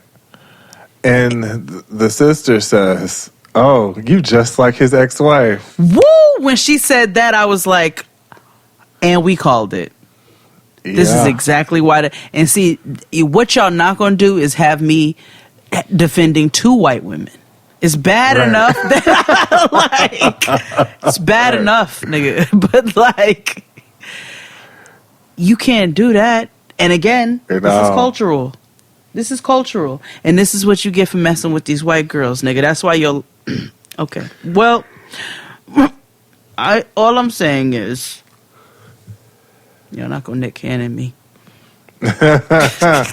Right. So, basically, Ariella was like, so you going to let them talk to me that way? And they're like, no. They tried to backpedal. It was like, no. We didn't mean any harm. Yeah. We didn't mean... We just went through this. And that's exactly what she said. Yeah, all right. Okay. Mm-hmm. She holds her own. Mama felt away. Mm-hmm. She was... And when that nigga finally got a clue... He was like, hey, let's all be peaceful and kind and respectful. And she was like, whatever, nigga, like... I'm sick of your shit. Right, and Dr. Weinberg is like, well, it's late, let's go. It is late in Atlanta, good night. Like, that's exactly what happened. So, I think they still live in... the 3 of them still live in Ethiopia. So yeah, as far as I checked with social media, they're still there. And she's made friends, and she's got friends who are like family. I don't think it's one of his sisters, because I don't remember seeing this lady, but I need to look again. But they're still there, so I guess she's figured it out so far. Good for them. All right, let's hit this last one. So, Braces the Stallion and Bodega Baby Daddy. Good child. Okay. So they, Yazan picked up Braces, and her friend Light Skin Keisha from the bar. And he picked up the fact that she had been drinking. Brittany did. Mm-hmm. And she admitted she had a little liquid courage because she wasn't really fucking with that nigga. She was on her bird shit. Yeah. And she was like fiercely on her K. Michelle, but she was like, maybe I should call. And, he came and scooped them up. And he's so like in love with her. Like he's so enamored. Like, child, they had to tell that nigga to keep his eyes on the road.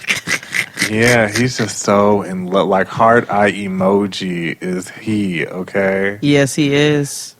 And so is she. Yeah, they're just so googly-eyed and in love and goofy.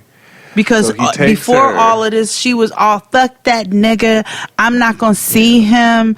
It's going to be me and my girl turning up in Jordan. Like, I don't need to see him. I don't want nothing to do with him. Go ahead. I do want to say parts of Jordan looks like Los Angeles. Yeah.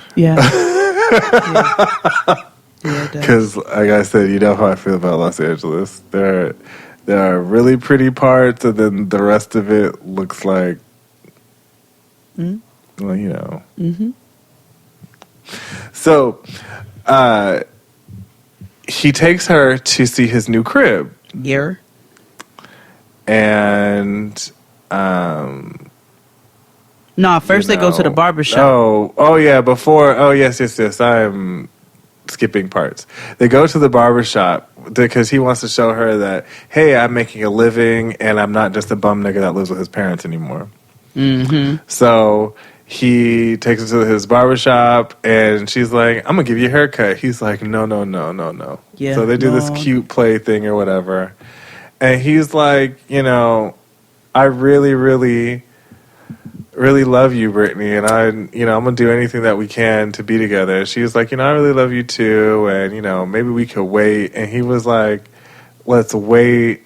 We could wait a year. It doesn't matter. And he tells us, like, there's not a problem with a Muslim marrying a Christian girl. It's her that's the problem. Yeah. So he said he checked into it. He was like, I can marry you without you converting. Like, I can marry a Christian girl. Yeah. It's just, she not all the way Christian.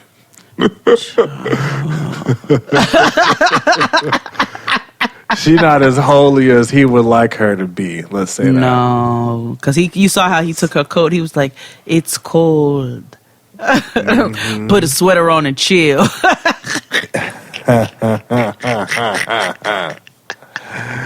I have thoughts about that too. So,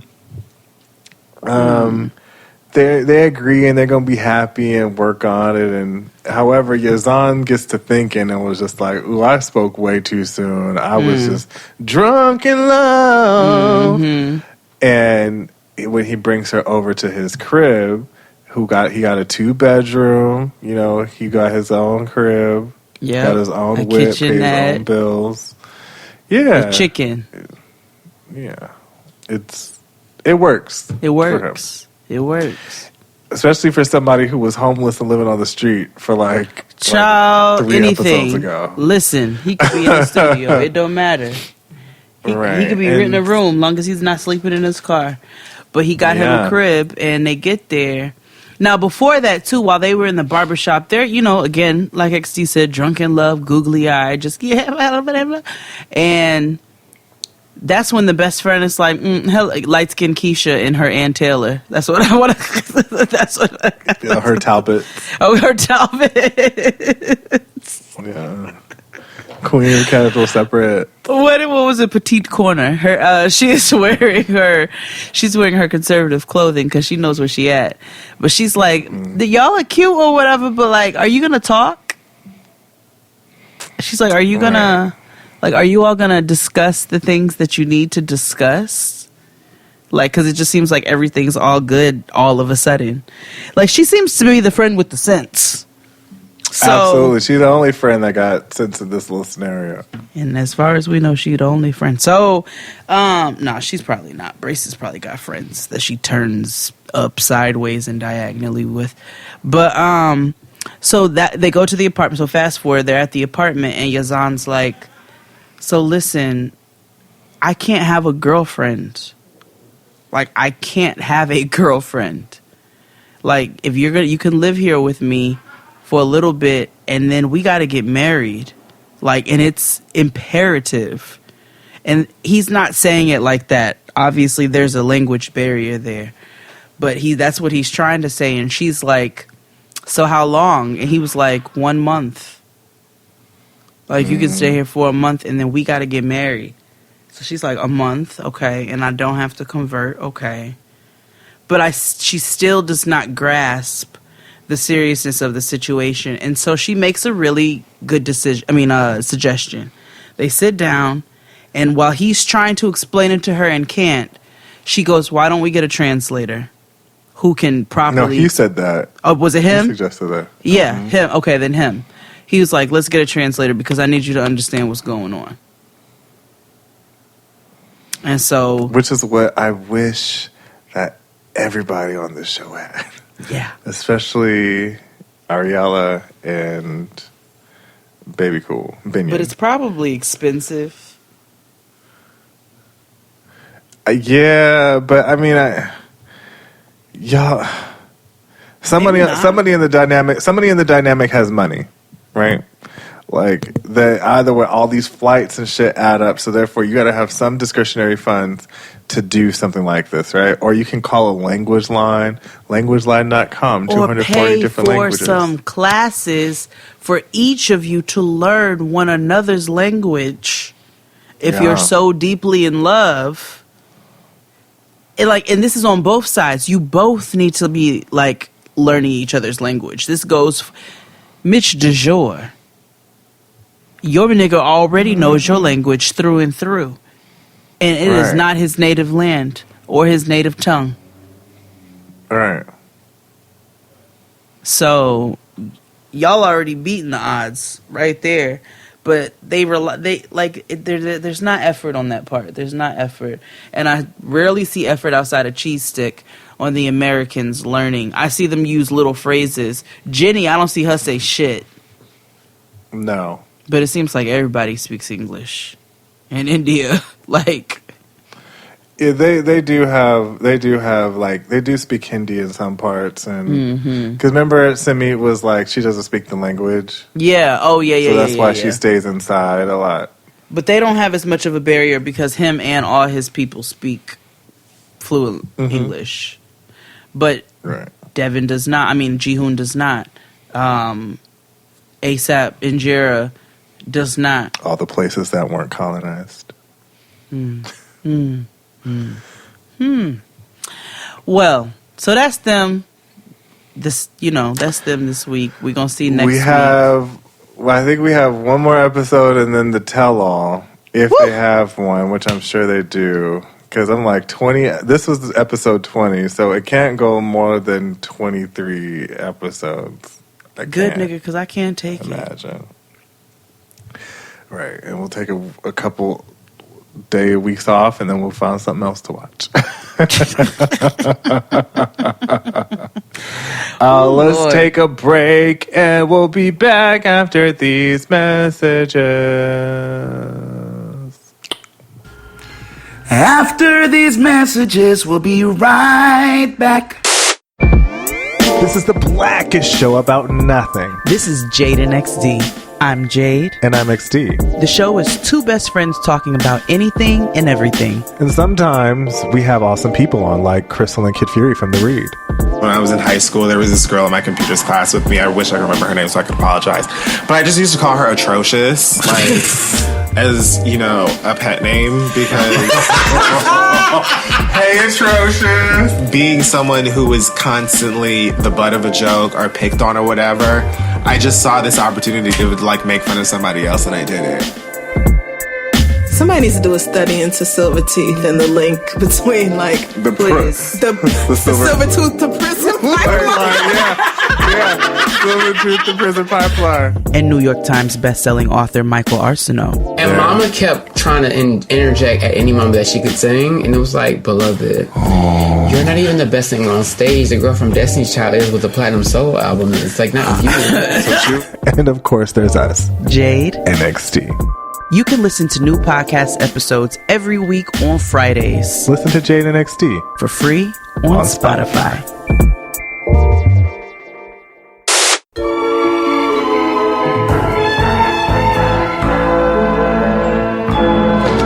And we're back.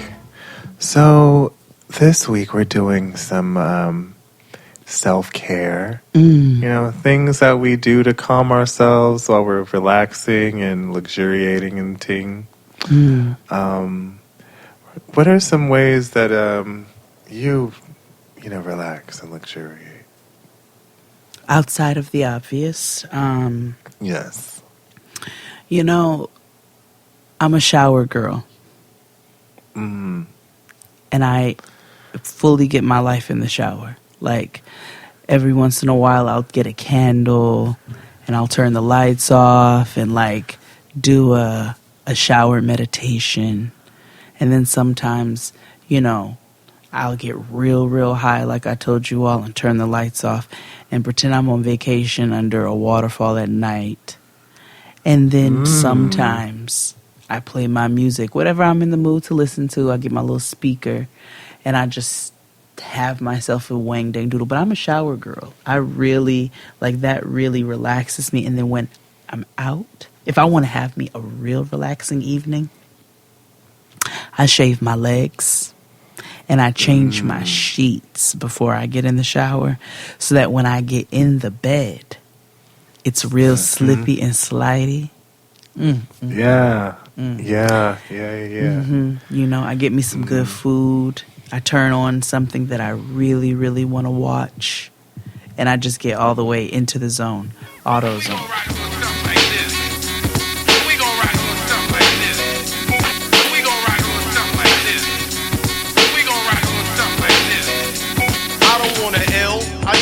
Chill and keep my Napa know-how. Yeah. What about you? Wow, there's so many things. So many. One of the things that I used to do that I wish I could do. I guess you could kind of do it now more so than ever. And when I lived in New York, is like if I'm stressed or whatever, I used to just put on my headphones and walk down the street, put my headphones up like really loud, and sing. Oh. So therefore, New York, nobody really cares who's out in the street. Nope. And you could just be in your own little world. I'd be zooted, walking down the street, just singing, when the mood hits the seventh house. like singing this was the age of Aquarius, just walking down Malcolm X. It was great.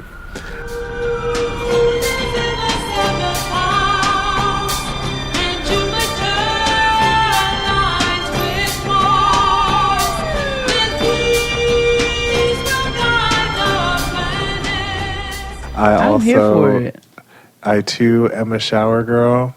I love the shower. I love running water, which is I'm glad because right outside my bedroom window, I live in the garden floor of a court, like in this complex, and so like there's a fountain right out front of my window, so it's like a babbling brook all the time. So it's like it's calming and soothing. Oh yes. Yeah. Aromatherapy is also really important too. Oh yes. A lot of lavender. I have a lavender room spray. Although if you do too much of it, it smells like soap. Like every soap. I also, I'm good at investing in my rest. Because I have a yes, you are. That nigga loves a nap like nobody else. Absolutely. I have a pregnancy pillow that I use. She's great, girls. Get into it. Very Gays, ladies and ladies, get you a pregnancy pillow. You don't have to be pregnant or have a uterus to get one. Yeah, and of course, I listen to music. Duh. I have such a relaxing playlist.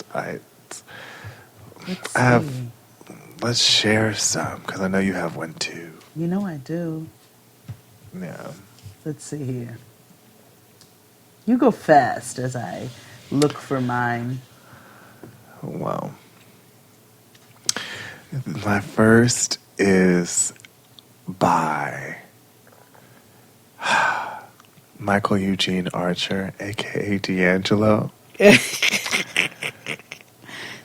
it's on the Voodoo album. And it's called Africa. Oh, yes.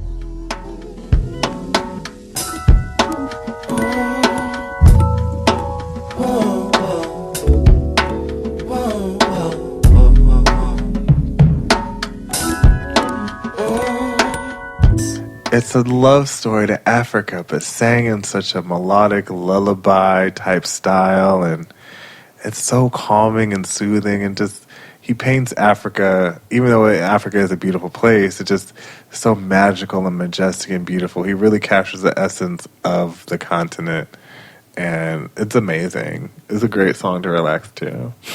Well, we love us some D'Angelo. Mm-hmm.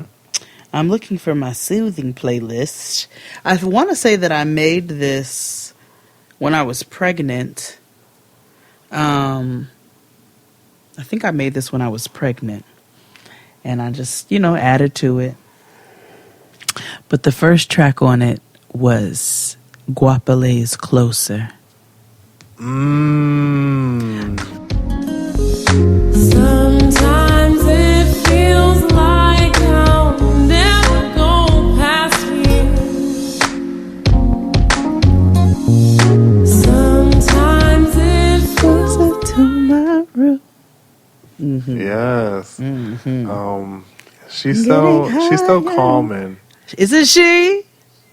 Yeah. Oh, even in person, she's super calm and just like She's fine in real life too, but like, is she tall? She's about looks like tall. 5'9", 5'8", 5'9". All right, we about the same height. Bet. Okay.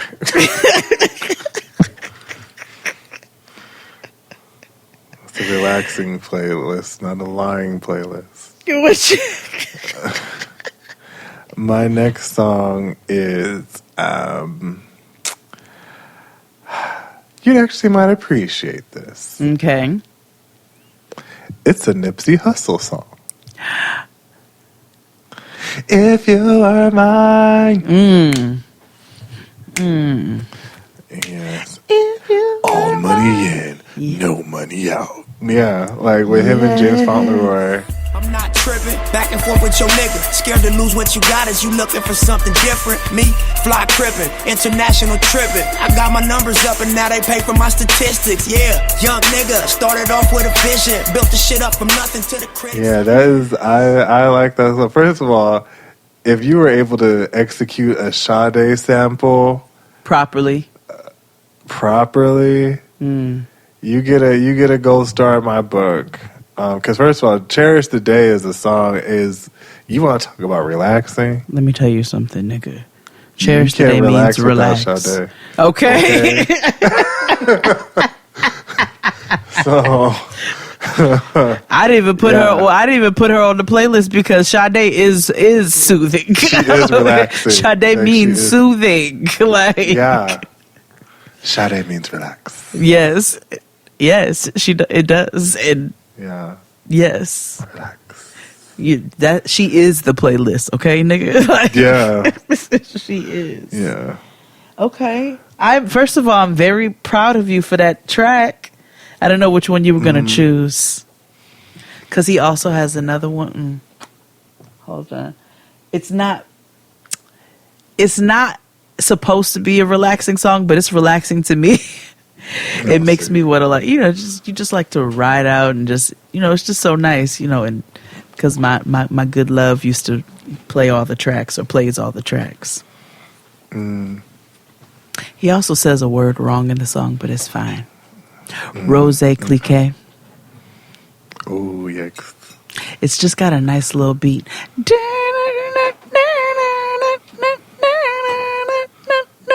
And then you just ride out to it. Rose Click, I think it's what it's or something like that. It's called, but it's a soothing bop. No, that's not on my soothing playlist, but I'm gonna add it to this because XD put that one on there. And Ocean Views. Oh, Small Circle is the chosen few. What you got? What's next?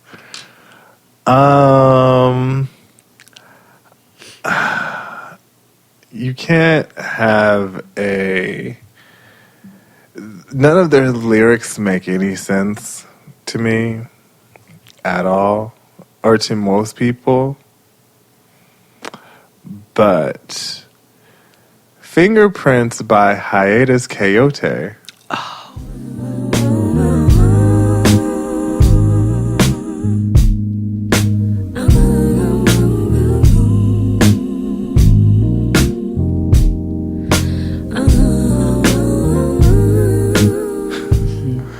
Is a song. It's super calming. Like, there's other calming things like Jekyll.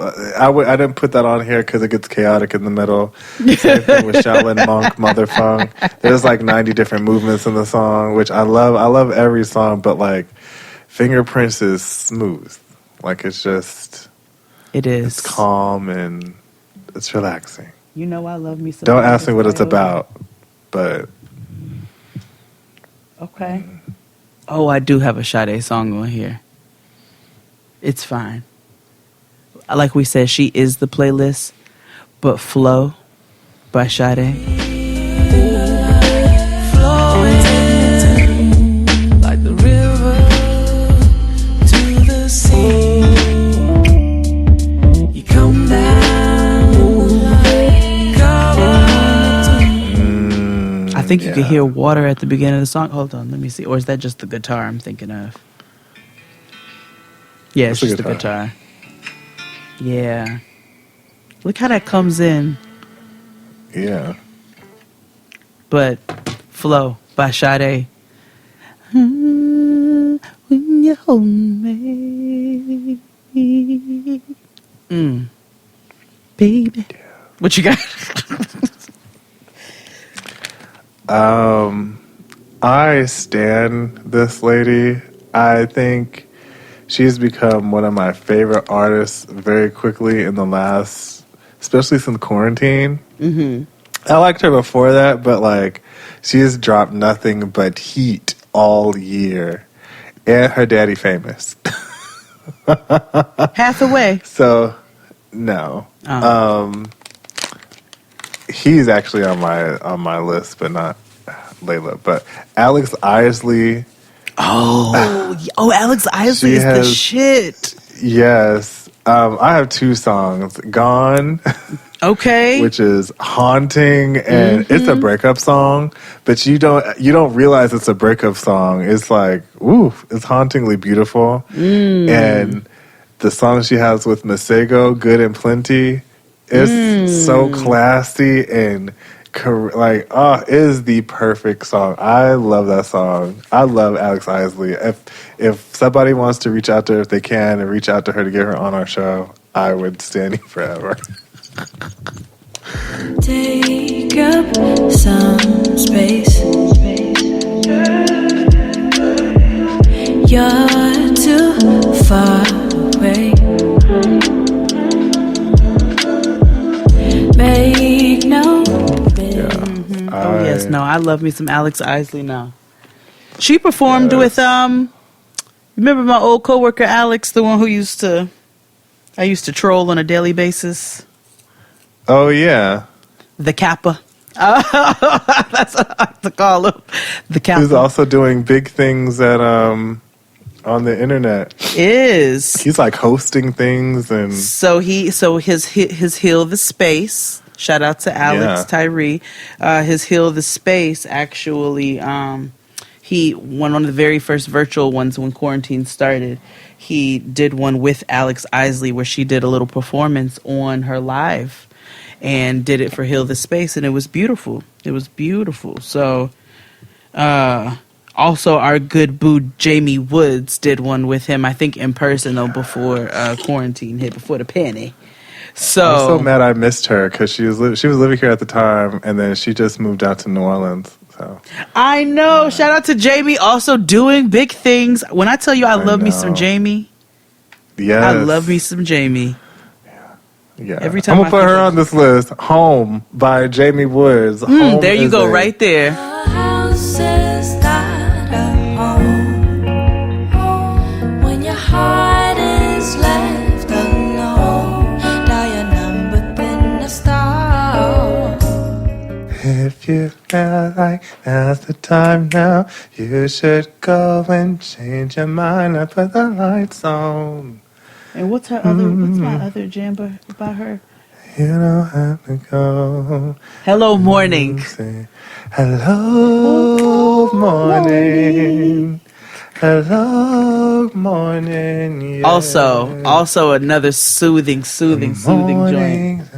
Listen, the Troy EP. Let's go, Jamie Woods. Jamie Woods. Troy EP. That's our boo. One of my favorite Aries ever. Yeah. Okay. Well, now it's your turn. Okay. Because I said hello morning. Okay, fine. I'm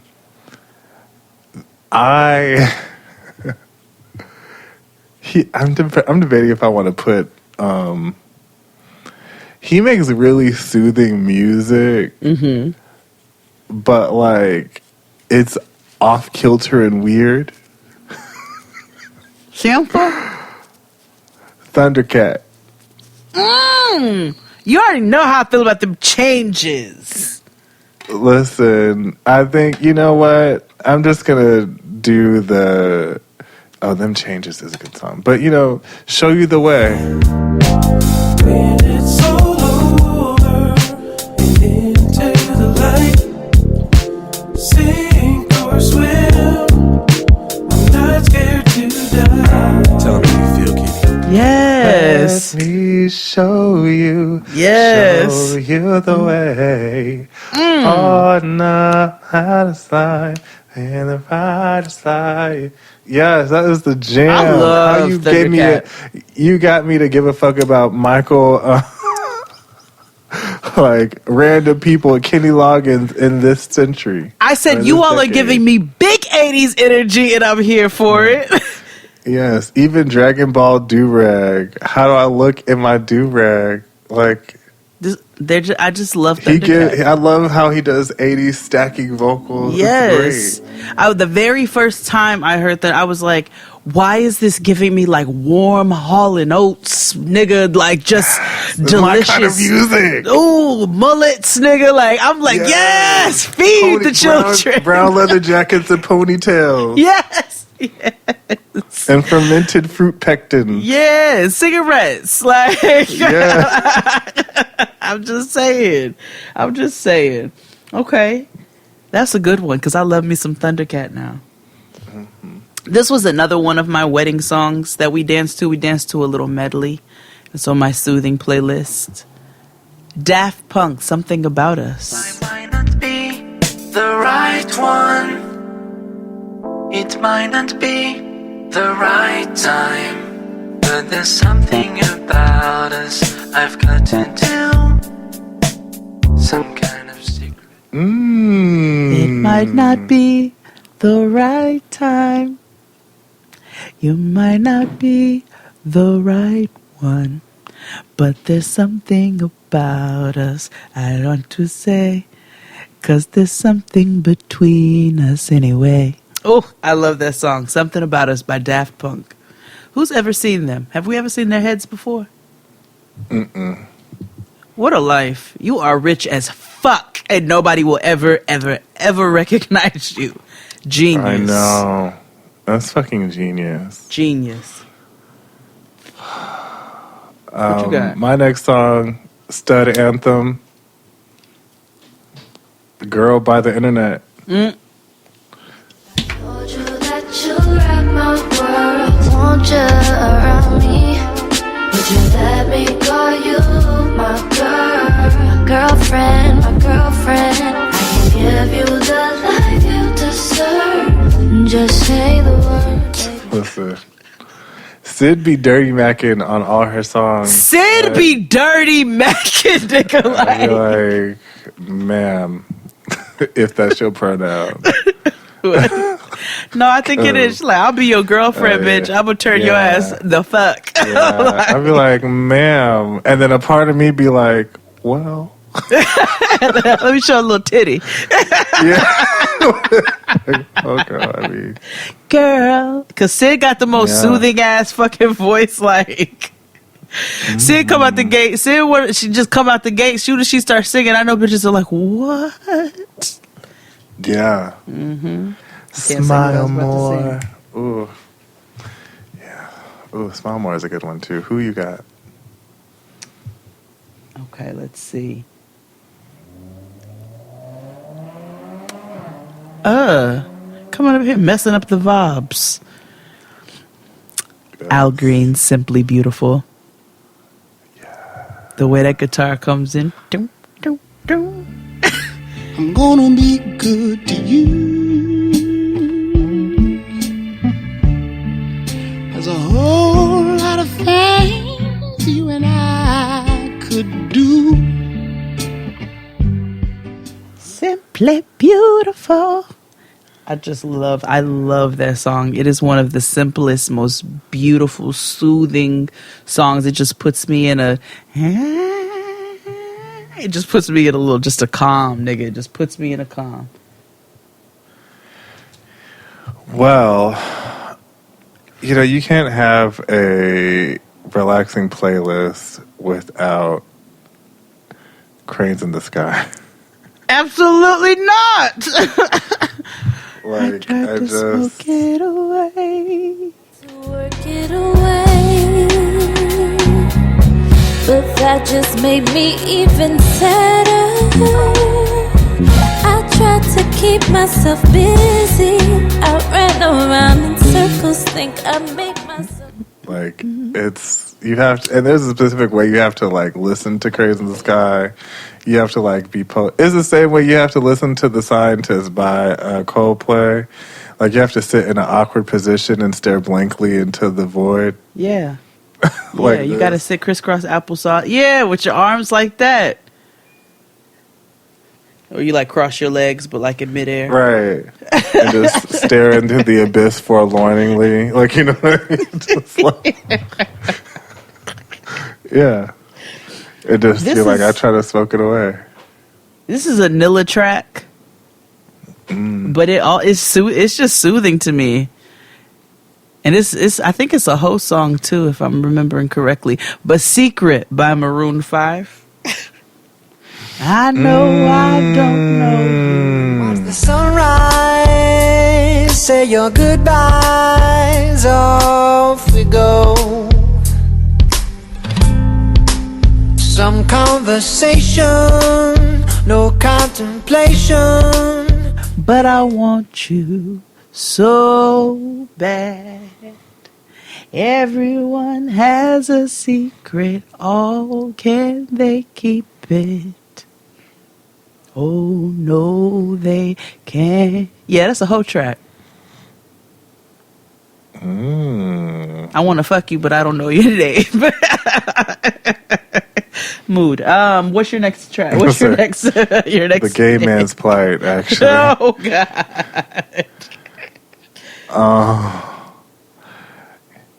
I have so many.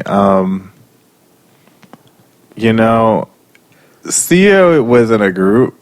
Not a lot of people know.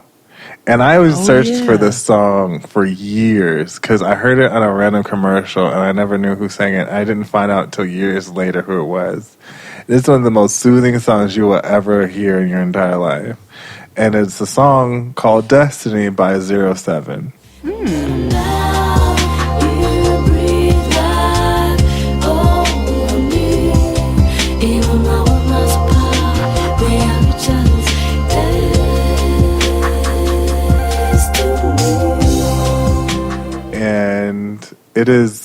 It is Sia doesn't oversing. She doesn't do like she does on Distractions, which is another calming ass song.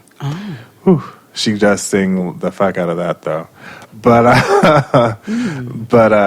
yeah, 07 Destiny it'll put you in a super calm mood. Like if you I'm guarantee you roll one up, light, press play on 07's Destiny, close all the windows. If you can, open windows. If not, light a candle, turn off the lights, and just... Okay. I tell you, you will go into another place. Okay. Yeah. Speaking of a person who sings loudly at times, but they have a couple soothing ass tracks, but this particular one, Jill Scott's Not Like Crazy. What you do is crazy, baby. Not like you belong in an asylum. Crazy, babe. Like the sun in the morning and the moon at night. Like the rain falling from the sky. Yo, son. So we were smoking. We were hotboxing in the bathroom because, you know, we're adults and we can do that kind of stuff. Yeah. So, you know, to relive also to relive our childhood. So, I was just, you know, music was playing, whatever, and all of a sudden, Not Like Crazy came on. I was like, nigga, I forgot about this song. Mm-hmm. Like, something in the morning night. I was like, yes, Jilly from Philly. And you're loving me, and you're touching me, and you're loving me like you do, woo, woo, woo, woo. Gosh, that's such a good song. Even now. And the house version, nigga, and they put a house track, but nigga, like, yeah, the jam. Litty. What you got?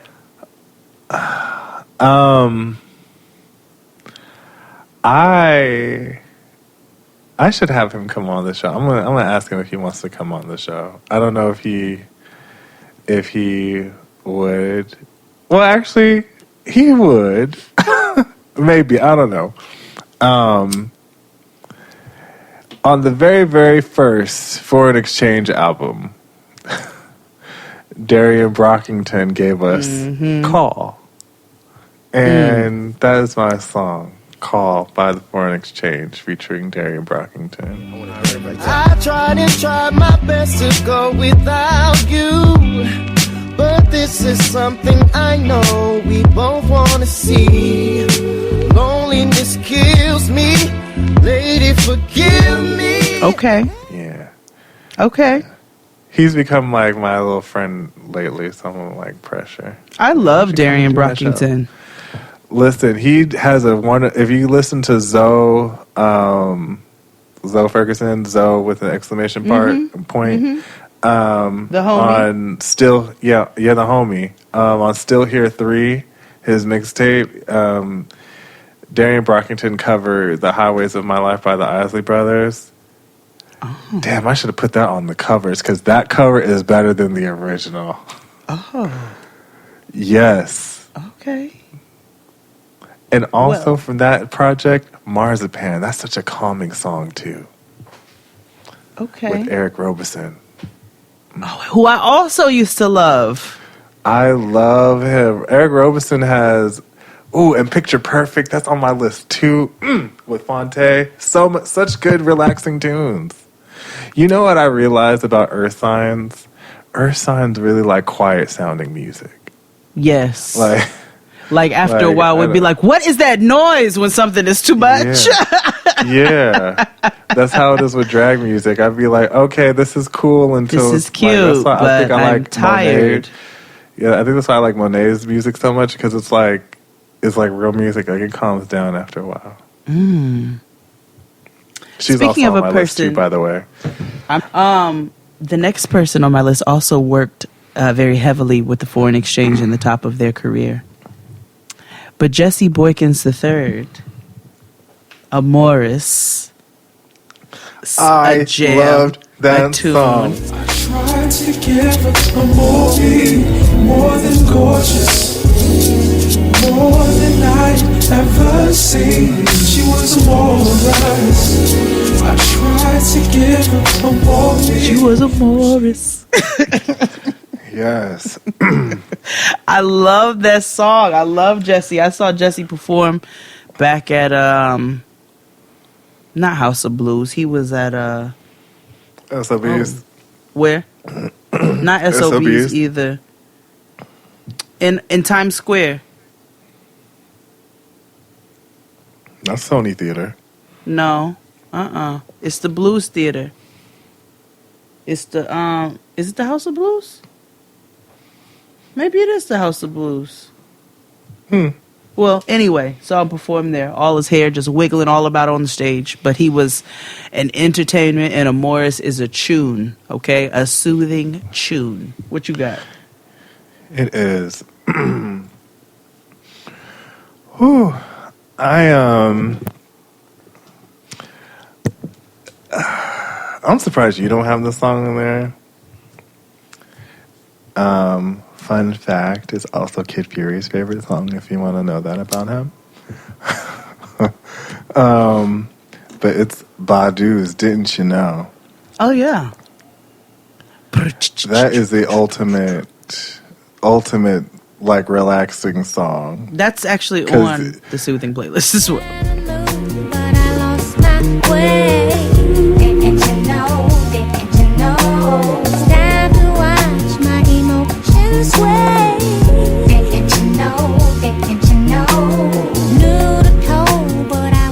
And like, it's some reflexive shit, because you'd be like, damn, I made a wrong turn back there somewhere too, bitch. Damn, the fuck. Time to save the world, but where in the world is all the time? I'd be like, girl. But I lost my way. That was the first Cranes in the Sky. It was. Didn't you know? Didn't you know? Trying to watch my emotions fade. Listen. You know we can't have a soothing playlist without some Maxwell, honey. No, we can't. You have to have some Maxwell. Bitch. Maxwell. Know These Things, Didn't You? From the Embria album. These things,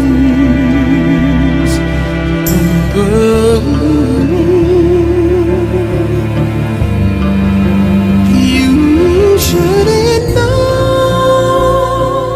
When I tell you, you can turn every light off in your house and listen to that song. Every list, every switch, every dimmer. Lead me on, girl, if you must. Oh, also that one, yes. Take my heart in my trust. But know these, you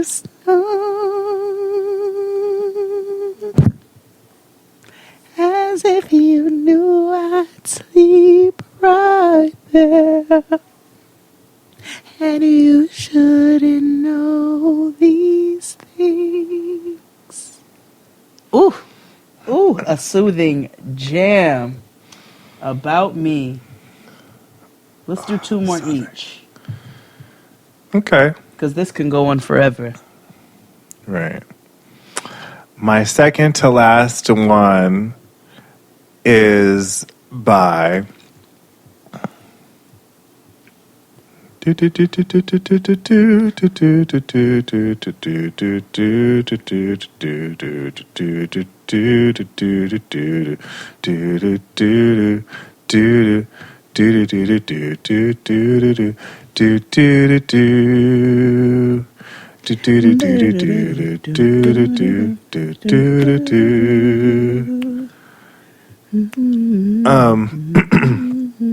Okay, I'm ready. I'm sorry.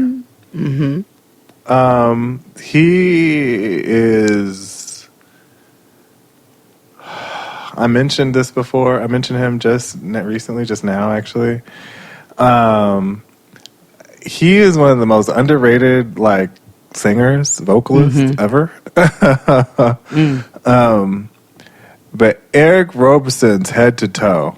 More than a wife thing, see you as my life thing. Need you in my life whenever I'm breathing. See if I have a lifeline, need you here to ride mine. Here, take this pen and please include you in and travel. That song is.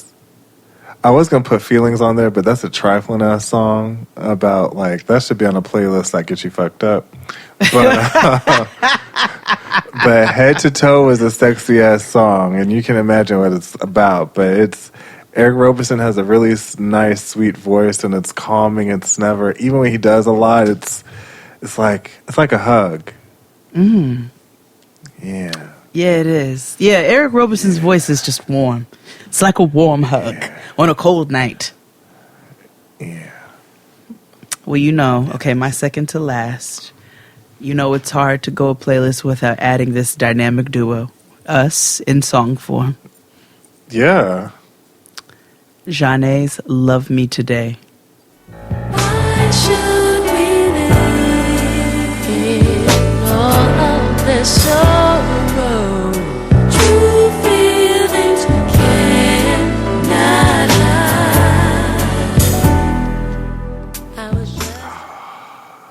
I might have put that on another playlist. I don't know. I love that song so much. Love me today and hate me tomorrow.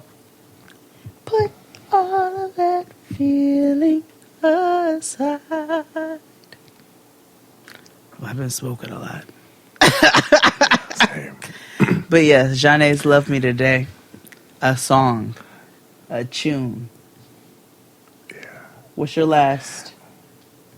My very last song on this playlist, and I don't see how you can have a playlist without them on it.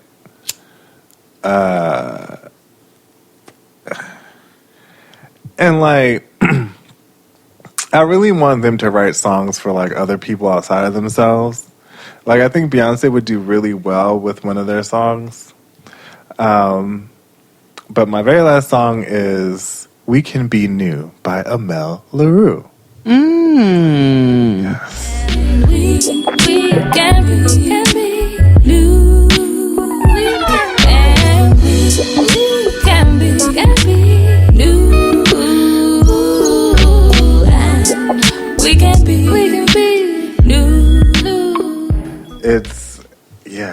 it's a tune. It's soft. It's calming.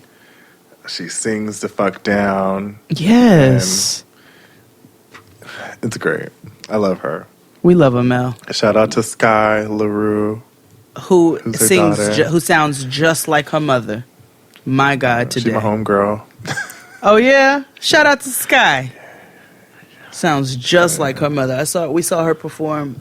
Where was that? Summer Stage, and it was. I said, "Nigga, this is amazing. Deja vu." Yeah. This is Deja vu. She sounds just like she did in '96 when Groove Theory first came out. But Sky sounds just like her. But Sky sounds just like, that's what I meant. Oh Sky yeah. Oh yes. like Yes. Exactly. I'm like, and looks just like her. It's fascinating. It's beautiful. Yeah. All right. My very last track. I said, you know what? Let's just keep the party going. Also on my soothing playlist. Also one of the songs on our wedding medley. Bob Marley and the Wailers, All Day, All Night. All day and all night. I said all day and all night. Our love needs protection. Our love needs direction.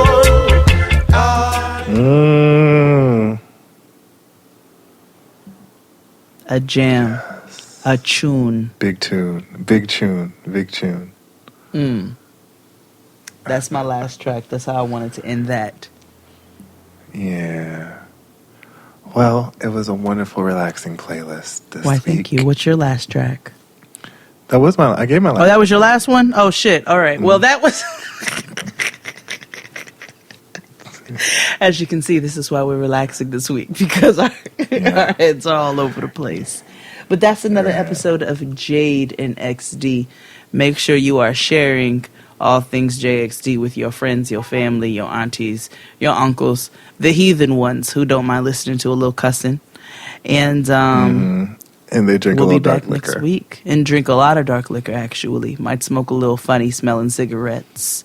You know, you can share us with them. The other ones, the holy ones, not so much. Yeah, no. You got any announcements before we go? No. Fuck 12, though. Oh, yeah, always and forever. Oh, if you haven't seen, go head over to my Instagram and check out, there's a link in my bio that takes you to an article on Refinery 29. I did some lovely, lovely cocktails using Angry Orchard in the cocktails. Did some beautiful craft cocktails, and they did a write-up on Refinery 29. So if you want the recipes to those cocktails, 3 fall cocktails using Angry Orchard in ways that you might not have thought about, then go over and take a look. Click on the link in my bio, and you got everything there. Booyah. So that's it, guys. See you guys on Patreon or next week. Bye.